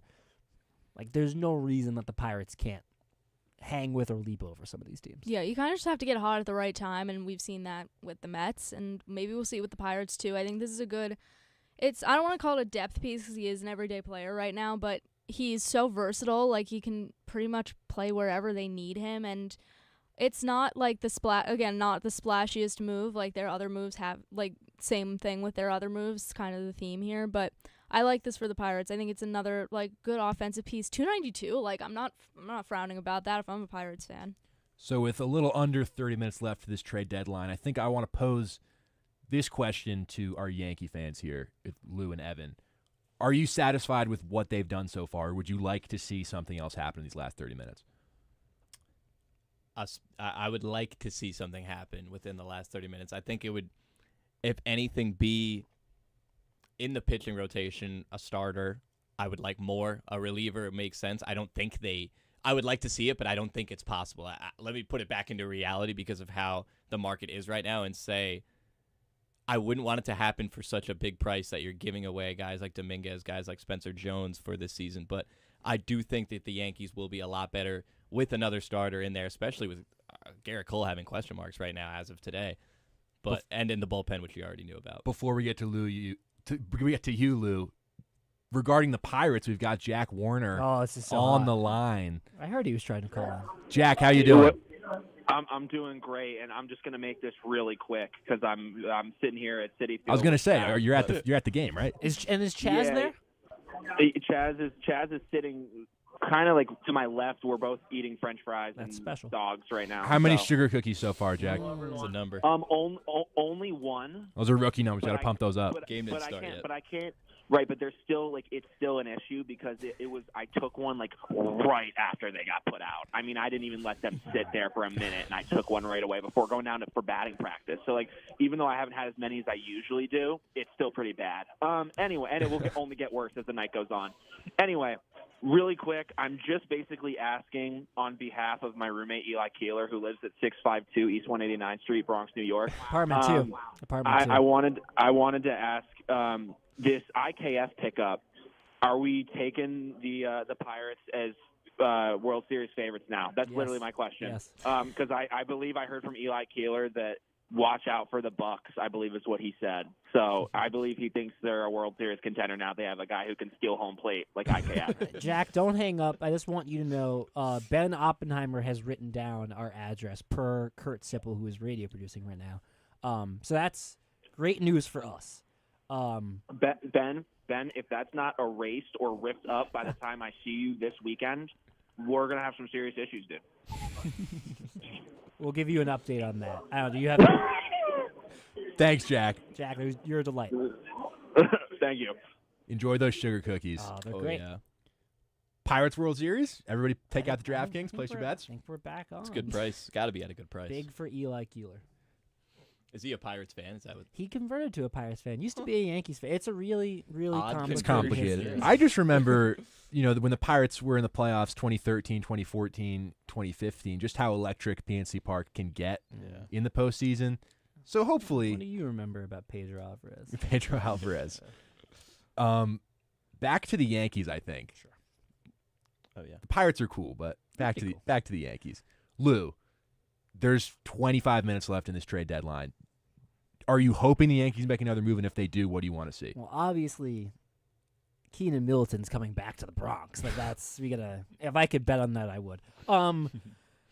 If they do nothing else, I don't think it's a disaster because they addressed two big areas of need. They got an athletic hitter that can be their cleanup hitter the rest of the season, can hit in the middle of the lineup, gives you speed, can play wherever, can plug a lot of holes, and they got a reliever that I think Matt Blake is going to work his magic with and is probably going to be one of their top 4 relievers down the stretch. I will be okay if they don't address the starting pitching because I think between the fact that you have Clark Schmidt coming back, and I'd like to believe that they've taken their time with him, so I don't think he'll need a ton of time to ramp up once he actually starts pitching. I like to think that he'll just go back to being a solid arm there. I think they can skate by without getting another starter, especially because I'm worried about the price for even a guy like Jack Flaherty. Yeah. I would not want to give up a Spencer Jones for Jack Flaherty, and it's not that I don't want to trade Spencer Jones. If I trade Spencer Jones, I just want it to be something that's going to be worthwhile in getting this team to a World Series. I think the only other thing I'd like to see them add, either another reliever, you can never have enough relievers in the bullpen, or maybe just another infielder. Whether that's a utility guy, a guy that you can plug on the corners. I still think there's a big question mark here at first base about whether it's Ben Rice, whether it's Anthony Rizzo. There might be a question at third base about, who are you playing? Are you going Jazz and Glaber at third and second? Are you trading Glaber? I still think that's on the table. I was really intrigued by Ahmed Rosario. I would have loved if they had brought him in. Will Tallent's been plugging Luis Rengifo a lot. I just think they could use another bat there because I don't think the Yankees should get fooled by the fact that I know the last few days the offense has been awesome and Verdugo's been hitting, Glaber's been hitting, Ben Rice has started to hit again. Like, I think you've seen enough from the Yankees in the month and a half stretch they just had to know, hey, that's not a guarantee that those guys are going to hit like that. And so, like, the same way the Mets went out and they got Jesse Winker, and, like, it creates positional problems for them, creates playing time problems for them, but it gives you a safety blanket. I think the Yankees still need a safety blanket. Jazz Chisholm's not a safety blanket. He's a need. They needed a guy like that. I think they can get a safety blanket here offensively. I'm starting to get excited about their offense. The fact that you have your catcher, Austin Wells, as a legitimate cleanup hitter, he's been awesome. And, like, legitimate case as being one of the best catchers in the American League the past 2 months. That's sneaky. He's been that good the past 2 months in this stretch. There are guys that you can buy into. I buy into Glaber having a strong offensive season the rest of the way. Questions about Verdugo, questions about first base that if you can just pick someone else, even if it comes at the expense of if you have to trade Spencer Jones to get a Yandy Diaz or a Luis Rengifo, so be it, man. This is the year with Juan Soto. You got to go for it. We've got 21 minutes until the deadline. No deals since that IKF move. I think this will be a good time to take probably our final break of the show. When we come back, we'll continue breaking down all the trades that have happened. Hopefully some more continue to come through as we get towards that 6 o'clock deadline. But we'll see you on the other side of this break here on our Trade Deadline live show.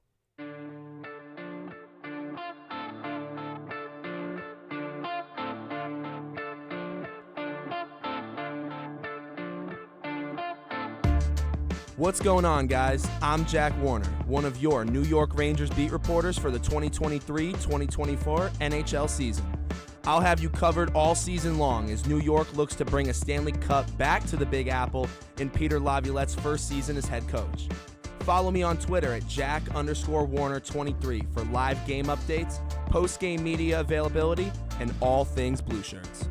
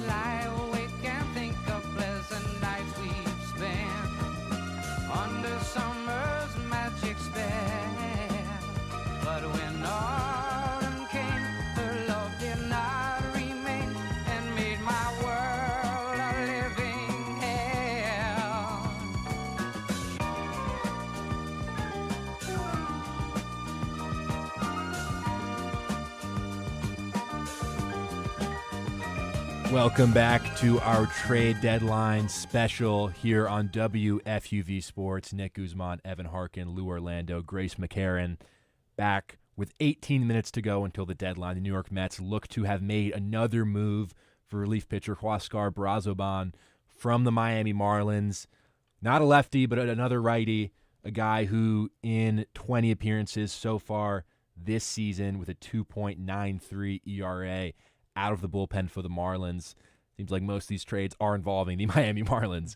Definition of a fire sale. But the Mets get another bullpen arm, which was something we were talking about earlier in the show, how probably the additions of Phil Maton, Ryan Stanek, not going to really move the needle at the back end of this bullpen, but Brazoban provides another body and a guy who's having a good season so far. Yeah, and he's been really hot as well. I've been mentioning how a lot of these teams have been preying on the guys who have been hot, I think because they're worth a little bit less because they aren't that good overall. They've been hot. Another guy who has not lit up a single run in July, he's pitched 13.2 innings, not a single run. He's got 16 Ks to 1 walk in that time span. And then you go back to June, it's 17 innings pitched, 10 runs let up. Way worse walks to strikeouts. So a guy that has really found his footing here in July that I think the Mets, who are a team we have said and have noticed have been looking for discounted players due to wanting to keeping those really good prospects, just found kind of another diamond in the rough, a guy who's been elite in the last couple of months. And then I don't know what the return is yet, but it shouldn't be a guy you're getting for top 10 prospects, really good prospects. I mean, right, if you want to do the whole Nick Palmer dive into what are the StatCast charts, what do the metrics look like, this is a guy that has a lot of red and the expected numbers, expected ERA, the expected batting average, that's all in a really good spot, and his actual numbers are already pretty good. Yeah. I think the one thing you wonder about is a guy that's been plagued by control issues in his career. This is really the first season in his MLB career that he's kind of reined that in, because the walk percentage his first 2 seasons, 14%, 12%. He was in the bottom 8% of MLB last year. Now he's got the whip at a 101. The walk percentage is under 10%. With the stuff that clearly plays, he's got a sinker, he's got a changeup, he's got some good velo. Like, this is a guy that the Mets, I think, can really use. I think he's like a multi-inning guy, which is, hey, you're never going to turn down that stuff. So I like that the Mets have been so aggressive with this bullpen and so aggressive with the moves that they have made. And it feels like they haven't given up anything backbreaking. And what I'll say is the last time I watched Huascar Brazoban pitch was that first series coming out of the All-Star break, Mets-Marlins, and he pitched 3 scoreless innings across 2 games, including a shutout in that 1-0 game. And he pitched the 8th inning in that one, and pretty electric stuff, it seems like. So another arm in this Mets bullpen. We just got news of another trade from Jeff Passan, Eloy Jimenez going to the Baltimore Orioles from the Chicago White Sox. A big move as the Orioles beef up for this stretch run, and the White Sox seemed like they were, a little hesitant to part ways with some of their pieces at this trade deadline. But Eloy Jimenez is going to be a Baltimore Oriole. I like this a lot for the Orioles. Nothing like, again, another team where it's it seems like it's their year. They have been struggling a tiny bit recently, but I don't know. There's no reason not to get these kinds of guys. He can be a difference maker in the offense. And I mean, if you're looking at these numbers the past few seasons, like, he's batting close to 300 in the majority of them. So I don't why not? It's the Orioles. Like, they're going to be good either way. He might turn into something. Yeah, a guy who's down a little bit, but like you've been saying, has had good past seasons. That might be a product of being on a really bad White Sox team, probably the worst team in the MLB. I'm sure that shoots down your will to play and ego and practice a lot. So a guy that can definitely benefit, being that he has had good seasons in the past, not doing too bad right now, 245 home runs, 16 RBIs, and throw him on one of the best teams in baseball, see how much better he gets, see if he goes back to his old ways of being a really good hitter. I just, first off, it's got to be so mentally hard to play for the White Sox. For the White Sox, right? Yeah. or for the Marlins. I think you've heard pro players have already chimed in on this. Like, when you're playing for a team that you know is going to lose 100 games, that is brutal, and you just get so inside your head. But also, outside of the injury histories, Eloy Jimenez is one of the White Sox best hitters, and he's going to be a guy that in a lineup that is kind of bereft of talent, every team's going to circle, and that's going to be one of the guys that you have to you pitch around. You're going to be very careful around him. And the Orioles lineup that's stacked. Yeah. I think Eloy Jimenez probably gets lost in the shuffle a little bit, and he's going to have way more protection than he did in Chicago. He's going to be in a lineup that, frankly, doesn't need him to produce all that much, and that's kind of why I like moves like this. I'll be curious to see. Obviously, the Orioles have a ton of capital that they can part with to make moves, and we've already seen them do it with when they traded for Trevor Rogers, the package that they gave up. Depending on what the asking price is for Jimenez, this could be a really good move for the Orioles, because it's one of those things where a team that really only needs him to be a bonus in that lineup isn't leaning on him to be a main bat that's going to lead the charge of their offense, can afford to miss on him if he's not that. And so you take a little bit of a roll of a dice there. If he reverts back to what he was in 2020, 2021, all of a sudden the Orioles have one of the deepest lineups in baseball. And if not, c'est la vie, it's still a really good lineup. Yeah, and this has, without a doubt, been the worst offensive year of his career so far. The numbers are pretty much down across the board, but I do think, like you're mentioning, Lou, there is a conversation to be had about, do you just become worse when you're on a team like the White Sox? Because it has to be very difficult to sort of keep it together on a day-to-day basis and put in, good performances when you're losing pretty much every day at a historic rate. Even if you're a great teammate, like, how do you get up for a game the same way than you do? Like when you know you're going to lose, pretty much. Jazz Chisholm, you don't think Jazz Chisholm has a little more spark in his step now that he's on? The Yankees have not been world beaters lately, but that's a team that is in playoff contention, is going to make the playoffs. So the same way, like, Eloy Jimenez going from a team that is the worst team in baseball to you are on the Orioles, who are one of the best teams in the American League. Like, even if you are a great teammate and this great self-motivated player, there's just going to be a little extra motivation, a little extra jump in your step, knowing that I'm on a great baseball team now. I have a chance to go to the World Series. That's not something that that guys like Jazz Chisholm and Eloy Jimenez were ever dealing with for the first 4 months of the season. And Jazz Chisholm's been a guy who, previously has spoken out kind of about what the clubhouse is like at a team like the Marlins, how, veterans who people have kind of figured out is Miguel Rojas have kind of been not the best in those situations in terms of, encouraging young players and sort of making it a good environment for them to grow. And so it'll definitely be interesting to see if just a change of scenery to a competing team is enough to sort of get Eloy Jimenez back to the player that we used to see. I mean, Jazz Chisholm, that's kind of what the Yankees are hoping for too, that the change of scenery is enough, because the talent is there, and these first couple of games, Jazz has shown that he can be a really big bat in this Yankee lineup. But I think when you look at the numbers for a player who is playing on one of the worst teams that baseball has ever seen, it's hard. You have to take it with a grain of salt at the end of the day. Yeah, and besides even the mental aspect, like waking up in the morning, having this mindset that you're going to lose, playing in a spot you don't want to play. Like you mentioned before, Lou, there's physical aspects. Pitchers circle you when they're going against the White Sox. They're not going to do that going against the Orioles. They're going to be circling Adley Rutschman. They're going to be circling Gunnar Henderson. They're not going to be pitching around you. They're going to be worried about the guys before and after you in the lineup, a lot less worried about you, willing to throw you more fastballs, willing to pitch you a little bit easier because they're more worried about other players. It just results in you having better stats, most likely. I would say both of those guys would have much better stats right now if Eloy had been on the Orioles this whole season and if Jazz had been on the Yankees the whole season. Not even only because of the mental aspect, but because of the physical aspects that people are less worried about you that are your opponent. Yeah. I'm not really sure what role Eloy Jimenez is going to have on the Orioles yet, because he's not a great defensive outfielder, so you're limited to playing him in the corners, probably left field. In an ideal world, either DH or left field. Ryan O'Hearn is their DH right now. He's been great. Yeah. And I think they're trying to figure stuff out with their outfield. It's not the smoothest, but they've gotten really good play out of Colton Cowser.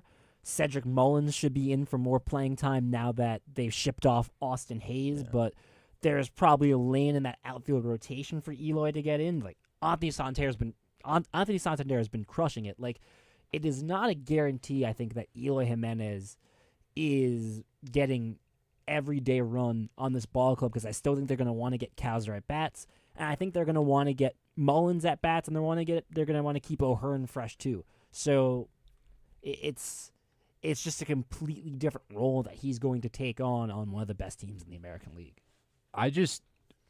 Listen, I knew the White Sox were terrible, but then I just clicked on Eloy Jimenez's baseball reference and clicked on the White Sox 2024 page. They're 27-82. Yes, that is unbelievably bad. They lost 14 straight games, right? Yeah. It's a 19-game losing streak. It's just almost hard to fathom that a team is that bad.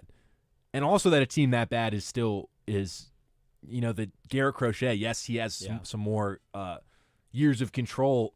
It's not like he's not a rental, but to hang on to him when you're this bad, it seems like when the market is this high, it's you kind of feel like they should pull the trigger on a potential Crochet trade. Yeah, it makes me wonder if what Crochet had been saying about himself is playing a role in that at all. Crochet mentioned that I've never seen somebody do this in baseball, maybe basketball and football, that he will not pitch in the postseason unless he's extended by whatever team he is a member of at the time. So that's a pretty crazy statement to say. I also think it's an empty statement. I don't think that's true. I think if you go to a new team and you're trying to make friends, impress the guys in the locker room, you want to fit in. You're not just going to not pitch a starting playoff game. On cue from Ken Rosenthal, Garrett Crochet will not be traded, sources tell Interesting. Wow. And well, I know it's interesting because Rosenthal had gone on foul territory, I believe, and said that like the Crochet comments had affected teams that were in the market because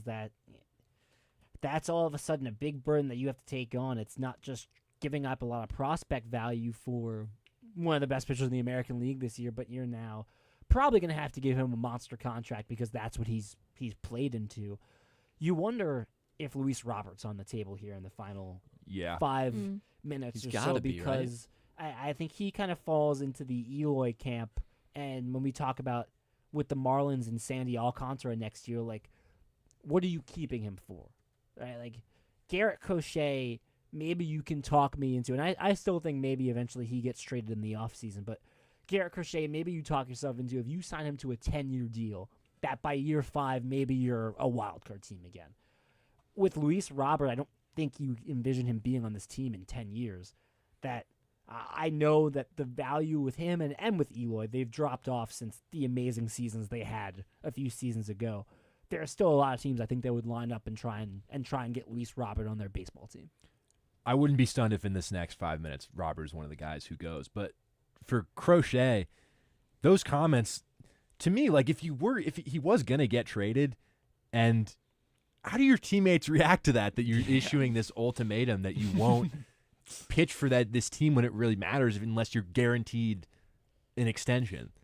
Like, I don't understand what the philosophy is. I feel like if I were him, I'd want to be traded than being stuck. Wouldn't you want to leave? Than being stuck with these 27 and 82 White Sox. It just seems like an odd play for a starting pitcher with a lot of talent and somebody who, if he was traded, it looks like he's not gonna be, but if he was, would insert into any rotation in baseball pretty much, and would, saying his team does make the postseason, would be on the mound in October. But passing. Jack Flaherty, the Dodgers. Jack Flaherty to the Dodgers. Wow. Interesting. I'm very, very curious what the return they is. gave up, right? What they It must gave have up been for that. Everything. Oh and then my gosh. we can discuss it, but just a couple updates. Yandy Diaz will not be traded per Feinsand, and the Yankees have added Aniel De Los Santos, so they added another reliever to the bullpen. Okay. This Flaherty deal. Yeah. Wow. He's having he's ERA under 3 Really this good season. year, yeah. Really good year for Detroit. I'm really, really curious what the Dodgers gave up for him. But another piece for that rotation that probably hasn't been as good as people expected it to be coming into this season, but it just got a lot deeper with Flaherty. That was a huge play for the Dodgers. Like you were saying, people expected this rotation of Yamamoto. You know, you got other big-name pitchers in there that haven't been playing as well, Yamamoto being one of them, playing a little bit better as the season's been going on. But then you add Flaherty, a guy who, like you said, under a 3 ERA, a better ERA than even Garrett Crochet right now. He's got a good strikeout numbers, good whip. He's been very good this season. I'm also very excited to see the return. I think that's the only negative that could sit in this, but we know the Dodgers. We know how they just have all the money in the world. They just go out and get whoever they want. So I don't know. I did not think the Dodgers were one of the teams that were going to land him. I'm still a little confused. I know he hadn't been lights out. Why they traded James Paxton, who had made every single start for them, knowing all the injuries that they were dealing with. Kershaw coming back, obviously a move needed to be made to make space for him, but you felt like the Dodgers needed another arm in the starting rotation because almost their entire rotation is hurt. Flaherty's an upgrade over Paxton for sure, and that is, man, they're so annoying. They're so annoying. That was the first thing I thought. Because they had the best free agency, I think, of any team. They brought in Shohei, and they brought in Teoscar Hernandez, who's crushed it and was an all-star. And now they've traded for Ahmed Rosario, who's a great player, and they've traded for Jack Flaherty. This is the worst. Yeah. And you look at sort of how beat up this rotation is currently. You still got Yamamoto out. I think the projections are like mid-August for him to potentially return. You got Glass now in there now. You got Gavin Stone, Kershaw coming back, and now you've got Jack Flaherty. So a rotation that really has gone through the ringer this year. You think about Walker Buehler, a guy too who's on the IL, who's been pretty terrible when he has pitched. Yeah. But you wonder if he'll ever get back to that level that we've seen 3-4 years ago from him with all the injuries he's had. But a rotation that sort of the narrative has been that it's been disappointing. There's been a lot of injuries and there's a lot more to give. When healthy, and that's a big if, when Kershaw comes back, when Yamamoto comes back, that's a scary group of pitchers to have to face come October. Yeah, some serious upside for these pitchers. They're playoff pitchers as well, guys that you could throw into playoff games. Like you were saying, Lou, it's so annoying because now they just seem so much more stacked with another absolute ace in that lineup as well, just preparing for these playoffs. I can't wait to see the return because I think I want to find something to hate on about it because I'm so annoyed about the Dodgers. They also just made another move. They added Kevin Kiermaier. Oh my goodness. God. So the Dodgers are not done making moves. Defensive savant. Not having a great season at the plate, obviously. But another defensive specialist they can throw out in center field when they need to. But adding Flaherty just adds just another level of depth to this rotation. And I think the Dodgers have they haven't flown under the radar because they're always in the headlines because of Ohtani and all that. But in terms of their record, they're not breaking any sort of regular season marks this season. Yes, they lead the NL West, but they're not blowing away the competition by any stretch of the imagination. But now adding Flaherty, more depth, and it's scary. Yeah, I like this move a lot. Obviously, the Dodgers are super annoying, especially as I'm a Mets fan. They're always around, but the one thing I will say about Jack Flaherty, which I will credit him for, after being traded at the deadline last year to Baltimore from St. Louis, he was pretty terrible, 6.75 ERA for Baltimore in the second half last season. But to his credit, he has come down from that this year. He went to Detroit. Very good numbers. And I'm hoping for his sake and honestly for the Dodgers' sake that he doesn't repeat his struggles from the second half last season, because this is a really, he's consistently solid. I mean, this is now 5 years ago. 2019, 2.75 ERA. You can't complain about that. So excited to see what this does. As we said, it's a really scary rotation when they are all healthy, and you never can have enough pitching, and when the Dodgers are obviously going to be making a deep postseason run. I think they've got a little Houston Astros to them in the rotation, where we looked at the Astros rotation at the beginning of the season, and the rotation that was healthy was pretty awful. But you looked at the injured list and you went, that's a starting five that would be one of the top 5 starting rotations in baseball, as long as they rebound and they're good.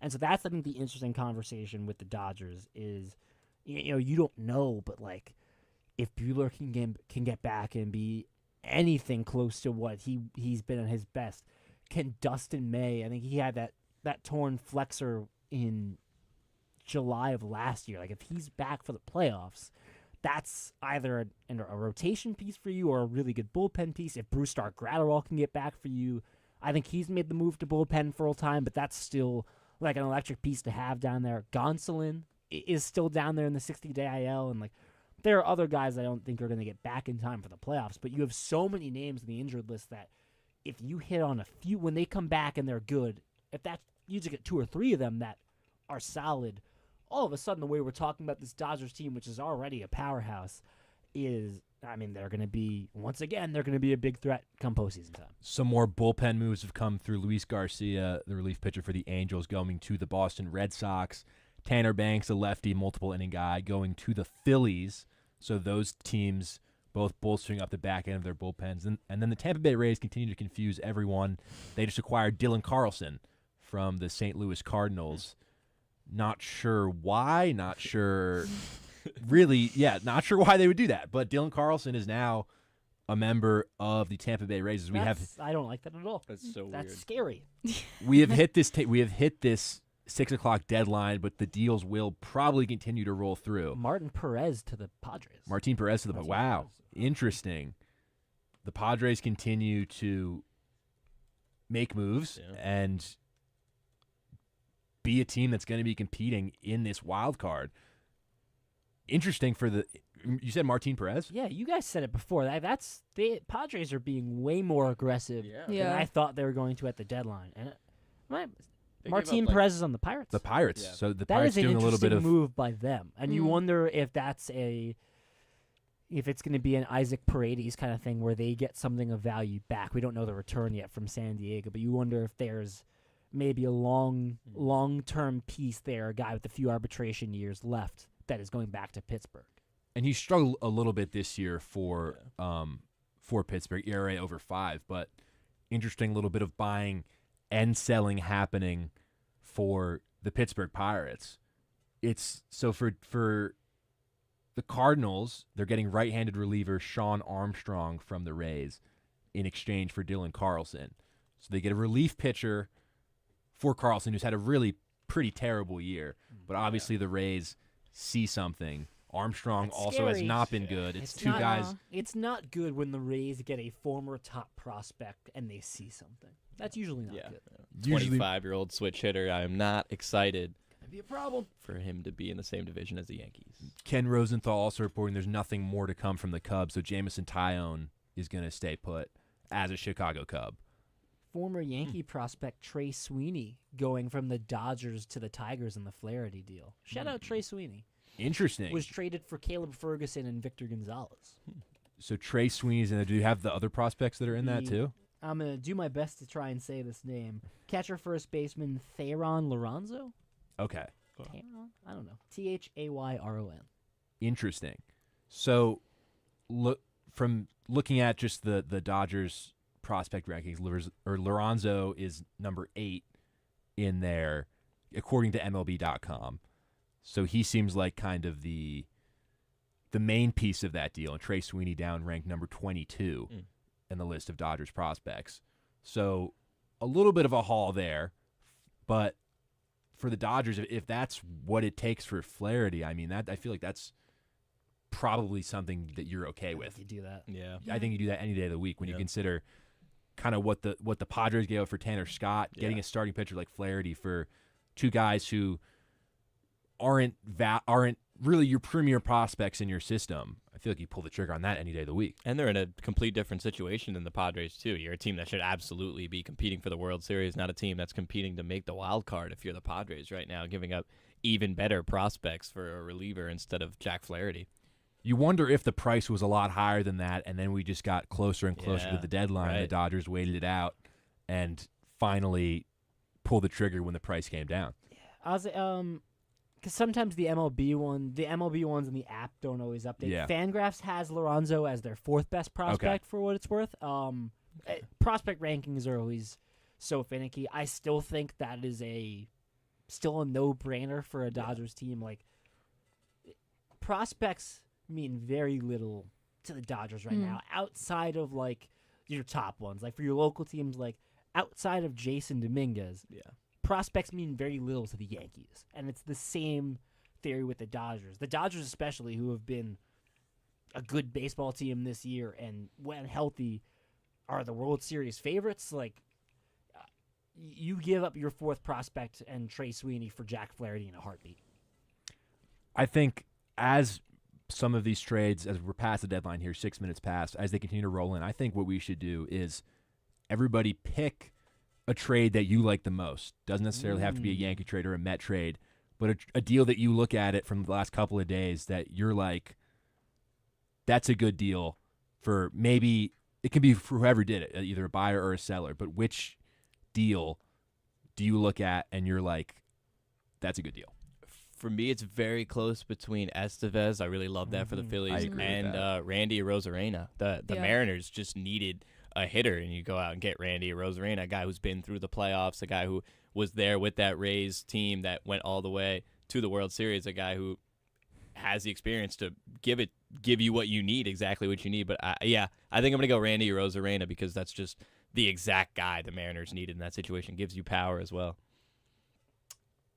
I don't know that this was a slam dunk move, but I think I'm going to go the Orioles with Eloy Jimenez. I think that is such a low risk, high reward situation there for them. I still haven't really seen what the return is, and it will change if the Orioles had to part with one of their top prospects in the system, whether that's a Kurt Stad or it's not going to be Jackson Holliday, but like one of the guys of that ilk. But if it's not one of those top guys, it's kind of become a name value brand.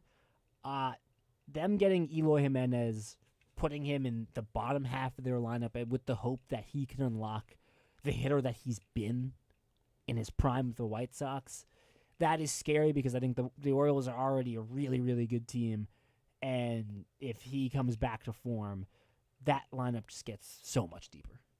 I have two answers. One is my non-biased answer. I'm going to go Jack Flaherty to the Dodgers. I think that's really like a solid move, and it's annoying for the rest of us because the Dodgers are always annoying, but it's really like they've had so many rotation injuries, and he's been so good and so just so reliable even after his struggles last season that we talked about earlier. And I think, a team that's poised to make a deep playoff run, you can never have enough solid pitching, and pitchers who are obviously under 3 ERA, that's amazing for them.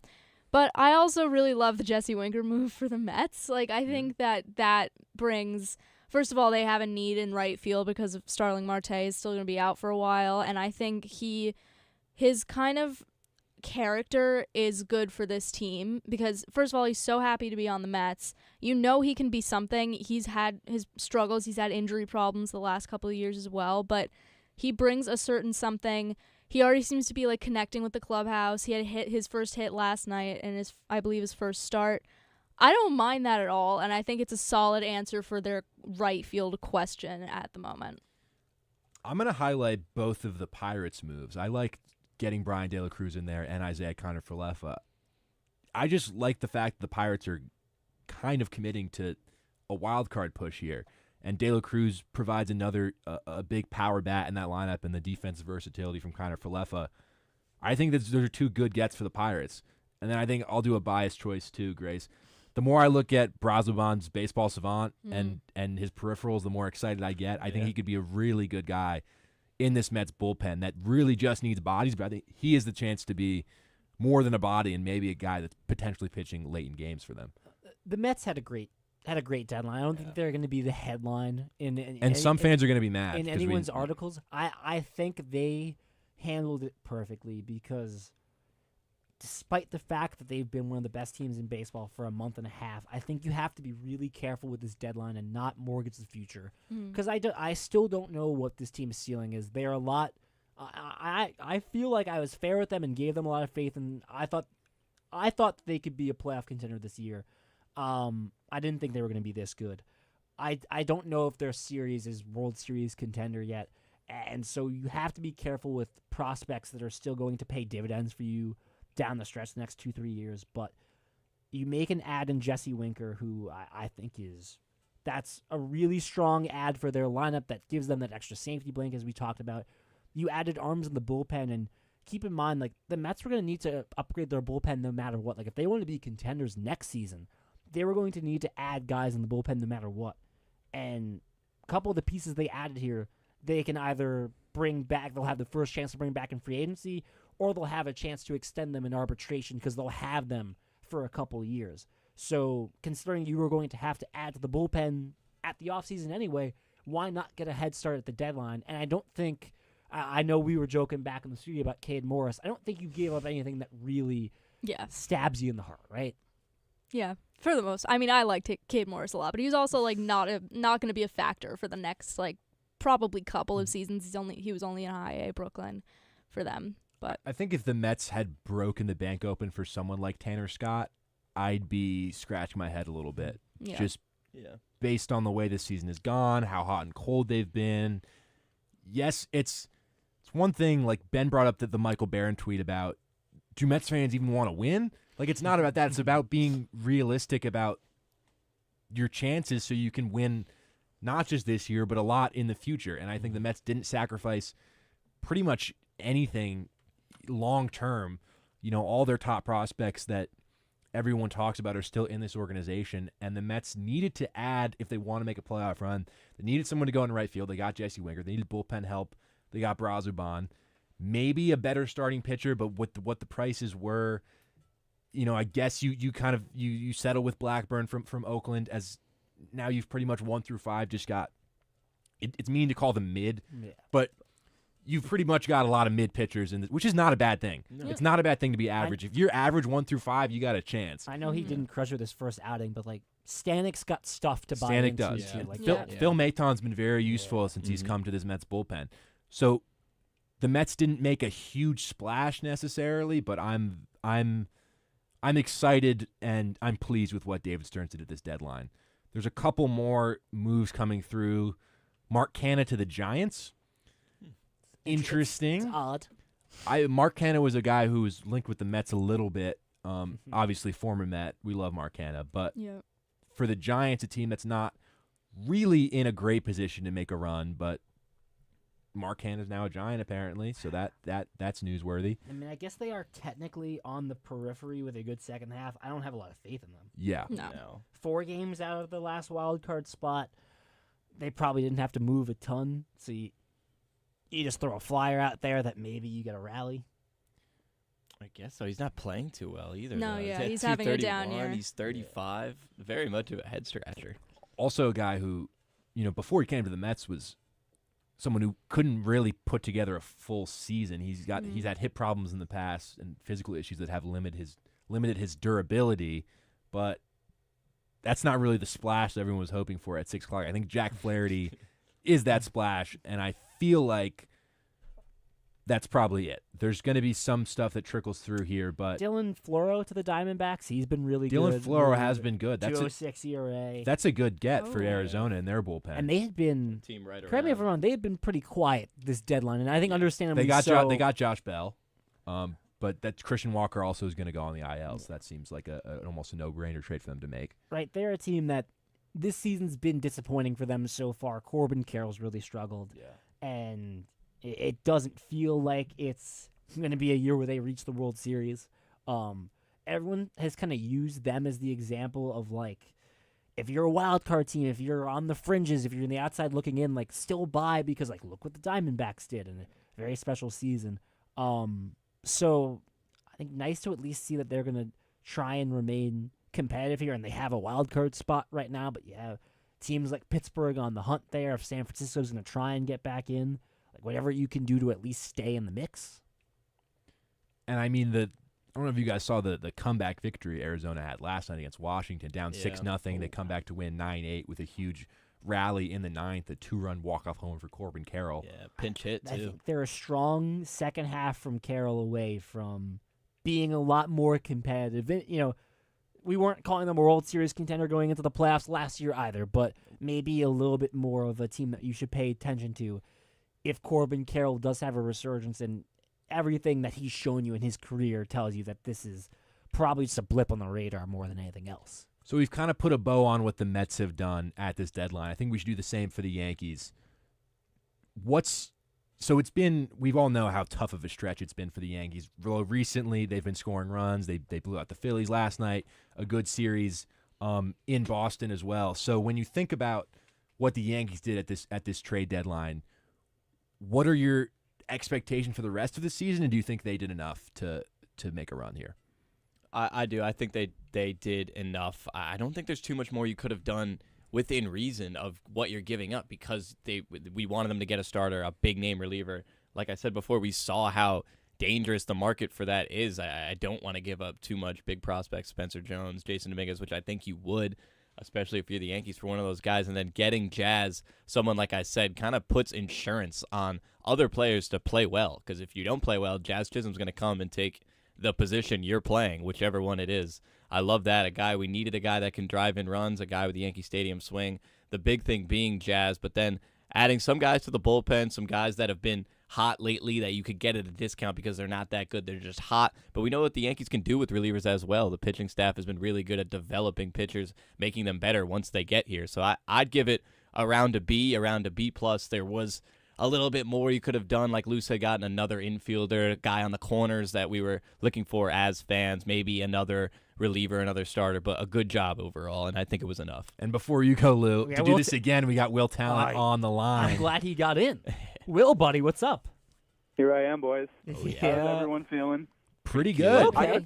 I got a quick question for you guys. Won't make it too long, but I'm just now getting out of work, and I'm seeing everything that the Yankees did, and I'm not going to lie. If I were to give a rating out of 10 for the Yankees right now, barring any last-minute deals here, I'll go 6-8. I'm not totally thrilled on the relief pitchers that Brian Cashman decided to acquire.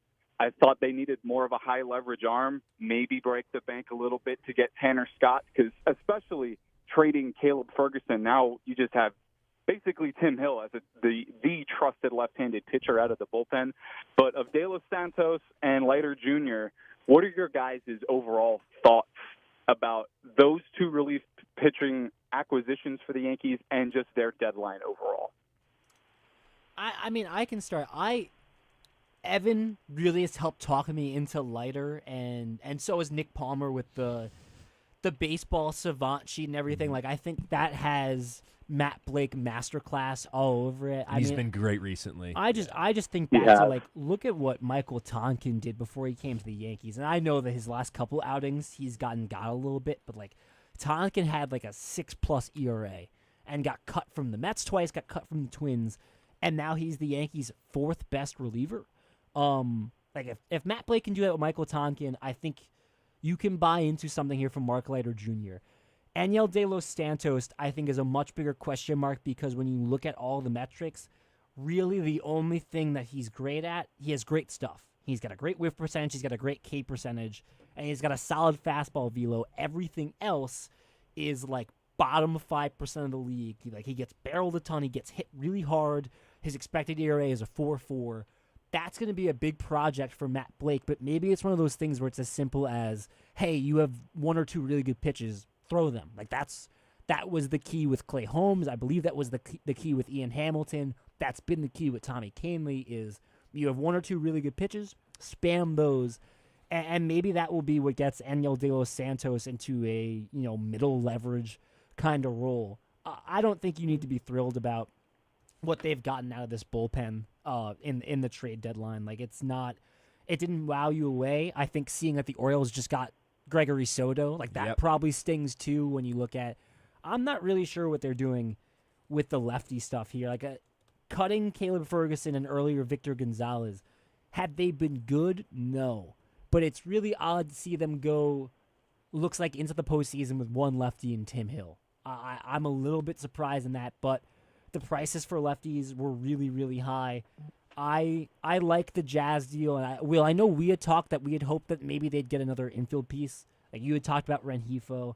I think it probably comes down to, and like Evan, you could chime on this too. Like, Volpe needs to be better. Mm-hmm. Glaber's going to need to be better. Oswaldo is going to need to be that utility piece. And it's interesting because on the one hand you go, well, this is the year of Soto. You have to go all in. Right. And then the other side, it's if everyone's going to struggle, this team's not winning a World Series anyway.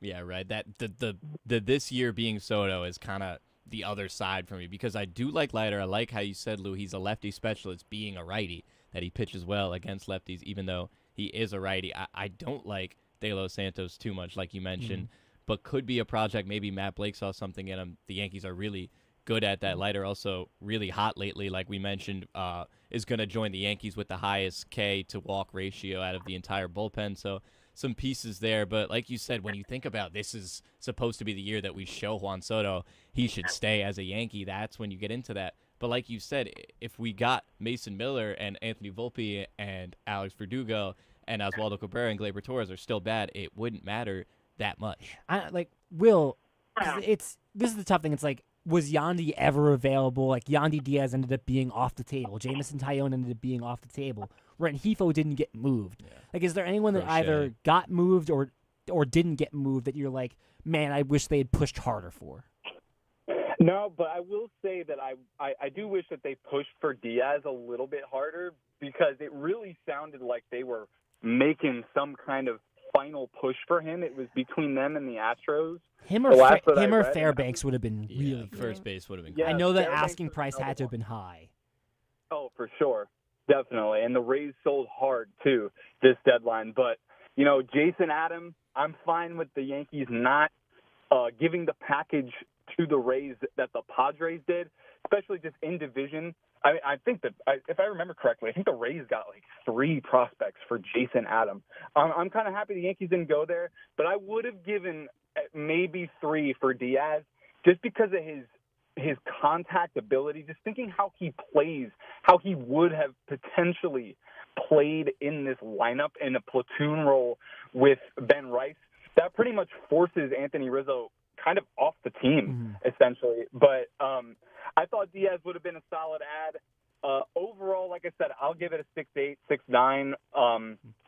But, I kind of wish they added one more bat and a little bit of a higher leverage arm. I'll tell you what, I liked Rosario. I was a little upset that the Dodgers ended up snagging Rosario. I thought he would have been a good fit for the Yankees.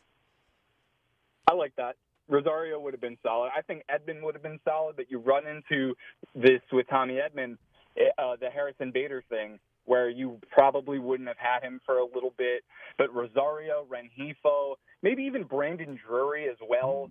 There were a lot of different infield pieces the Yankees could have gotten that weren't necessarily like a Hideki Echeverria-esque kind of acquisition where he was mainly in for defense. Like, they could have gotten another very, platoon option kind of guy that could possibly make starts.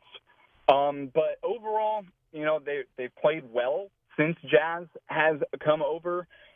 I'm really also not too, emotional about them not getting a starting pitcher.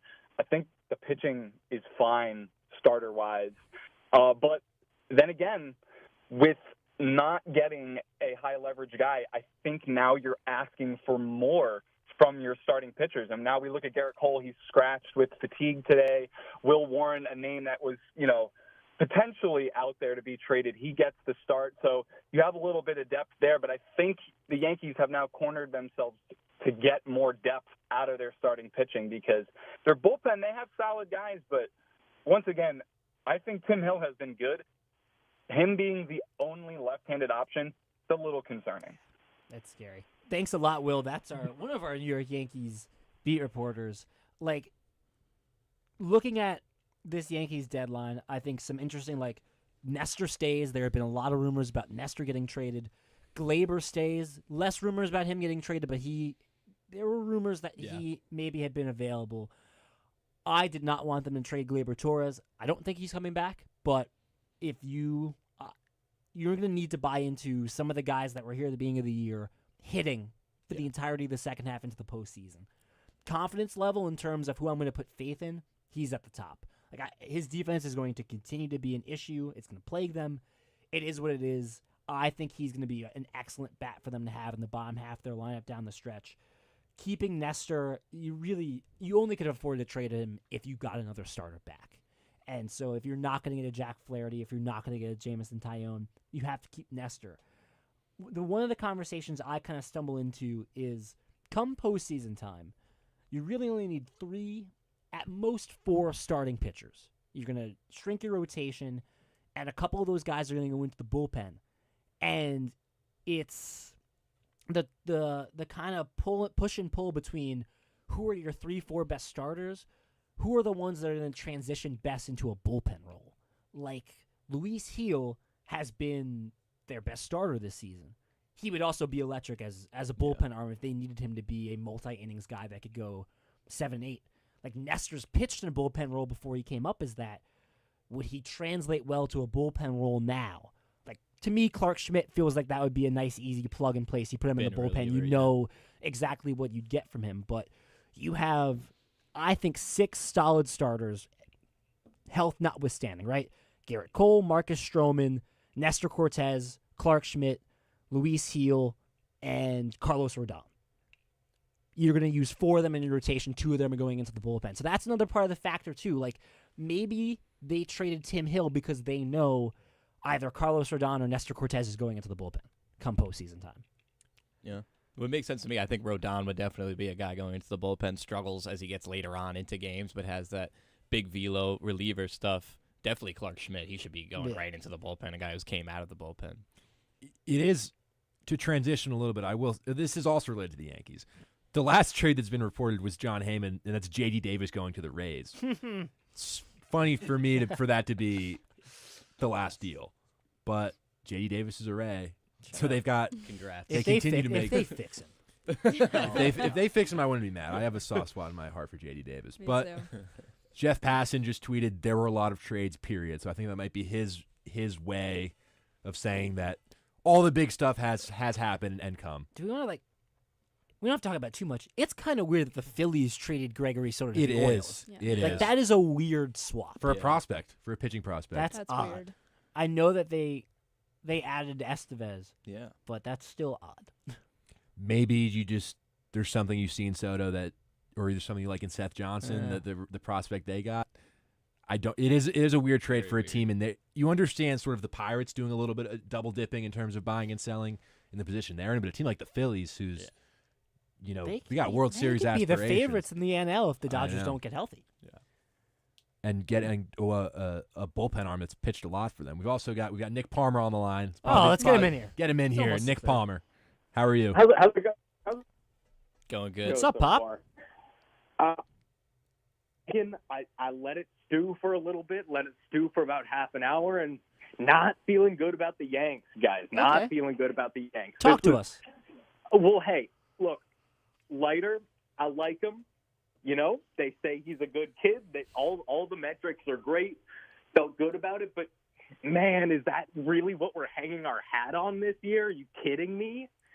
That cannot be it. There were so many good pieces available, and Cashman again just doesn't go in for him. And look, I'd count Jazz maybe as a deadline piece, but really, Jazz, Chisholm, and Leiter, oy vey, that's not.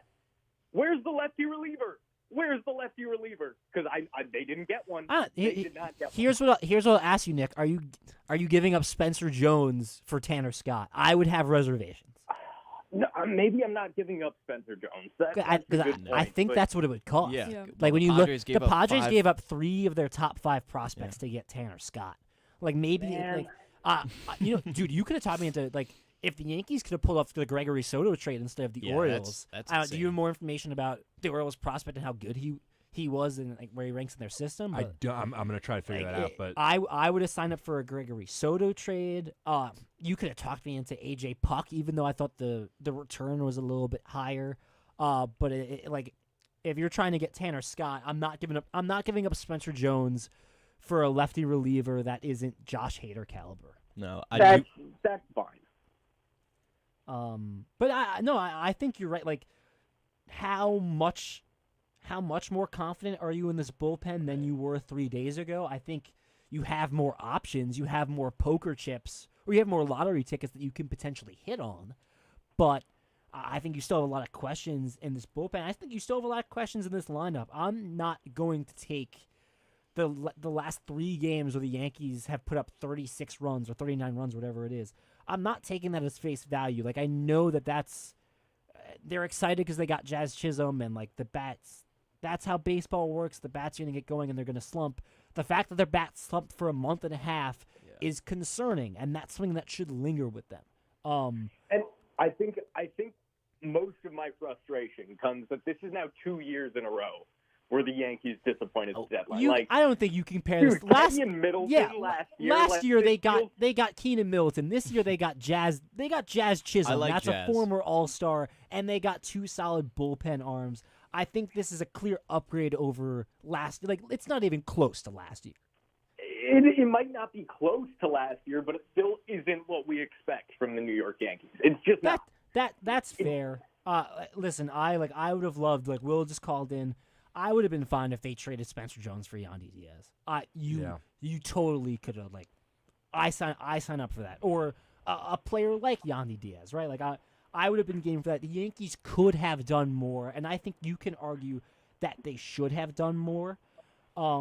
I just wonder, even if you add Yandy Diaz or Tanner Scott to this team, are they going anywhere if Anthony Volpe doesn't hit in the second half? Are they going anywhere if Gleyber Torres doesn't stay hot? Are they going anywhere if this rotation doesn't fix itself internally? Whether you like it or not, and it's kind of a tough thing to hear for a Yankees team that is, they got Soto and this is billed as a World Series year. they need their Verdugos and their Glabers. Like, they need them to be good, or the World Series isn't happening either way. I don't know. You think I'm off base there, Nick? I don't think you're off base, but you make a good point. This was the year. Yeah, this was the year. That is, me and Evan have kind of been talking about that. That is the push and pull of this. It's that, like, the Juan Soto this is the Juan Soto year. It's going to be tough to get. It's going to be tough to get by that. I can't really fight you on that. You make a lot of good points. So I just seeing them do anything but go all out. Just maybe this is too soon of a reaction. Maybe I got to let it settle. George would have traded for Tanner Scott. George would have traded Jason Dominguez for Tanner Scott. He would have. George would have done a lot of things. George would not have traded for Jazz Chisholm, that's for sure. George would not have traded for Jazz Chisholm. Yeah, guys, anyway. Great show. How about that Jack Flaherty Friedman fleece job? I love that. It's a good trade for the That's Dodgers. very good. Fantastic. Disgrace of a Dodgers Yankee fan. Yeah, so I don't know. Half me feeling pretty good, half of me not feeling so good, but 100% of me is loving this show. So great. Oh, thanks, man. Thanks, Pop. Thanks, Nick. Thanks for calling in. Good call. Good to hear your voice. I was going to say something about how ridiculous it is to be a Dodgers and Yankees fan, and I feel like we harp on that. We get on him for it a lot, but not nearly enough. Not nearly enough. And it's also like, if you want to peel back the curtain, he's then Kings and Islanders, which is a really weird crossover in the hockey sphere. But at least, like, it's not like the Yankees are the evil empire in the East, the Dodgers are the evil empire in the West. How can you like kind both? of unfair. It's just weird. It is unfair. It's kind of funny. Outside of the COVID championship, like, he's had two really good chances every year since 2010 to win a World Series, and it just hasn't happened. Yeah. You hate to see it, but I feel like that'll just about wrap up It's a good way to end our trade deadline show. You're ragging on Nick Palmer. That's a great way to end. It's a great way to end our trade deadline show. A lot of moves, a lot of, Garrett Crochet stays put, some other big names stay put, but Jack Flaherty, really that big trade right at the deadline, about an hour before Tanner Scott going to the Padres. It was a seller's market, and I think a lot of the sellers will be very happy, but also buyers who, once you break the bank open and the trades happen and you got those players, it's time for a stretch run. And we very quickly hit August here, and it's flying by. 2 months left in this MLB season. Postseason's going to be like that. But that'll do it for our trade deadline show. Nick Guzman, Evan Harkin, Lou Orlando, Grace McCarron in the back, Kurt Sippel, Ben Oppenheimer. Thank you guys so much for helping us out. This has been a production of WFUV Sports. The sports director of WFUV is Bobby Chaffardini, and we'll see you guys next time. This is Bendix, the Tomorrow People. What is the magic that makes one's eyes sparkle and gleam, light up the skies? The name of the game is Lightworks.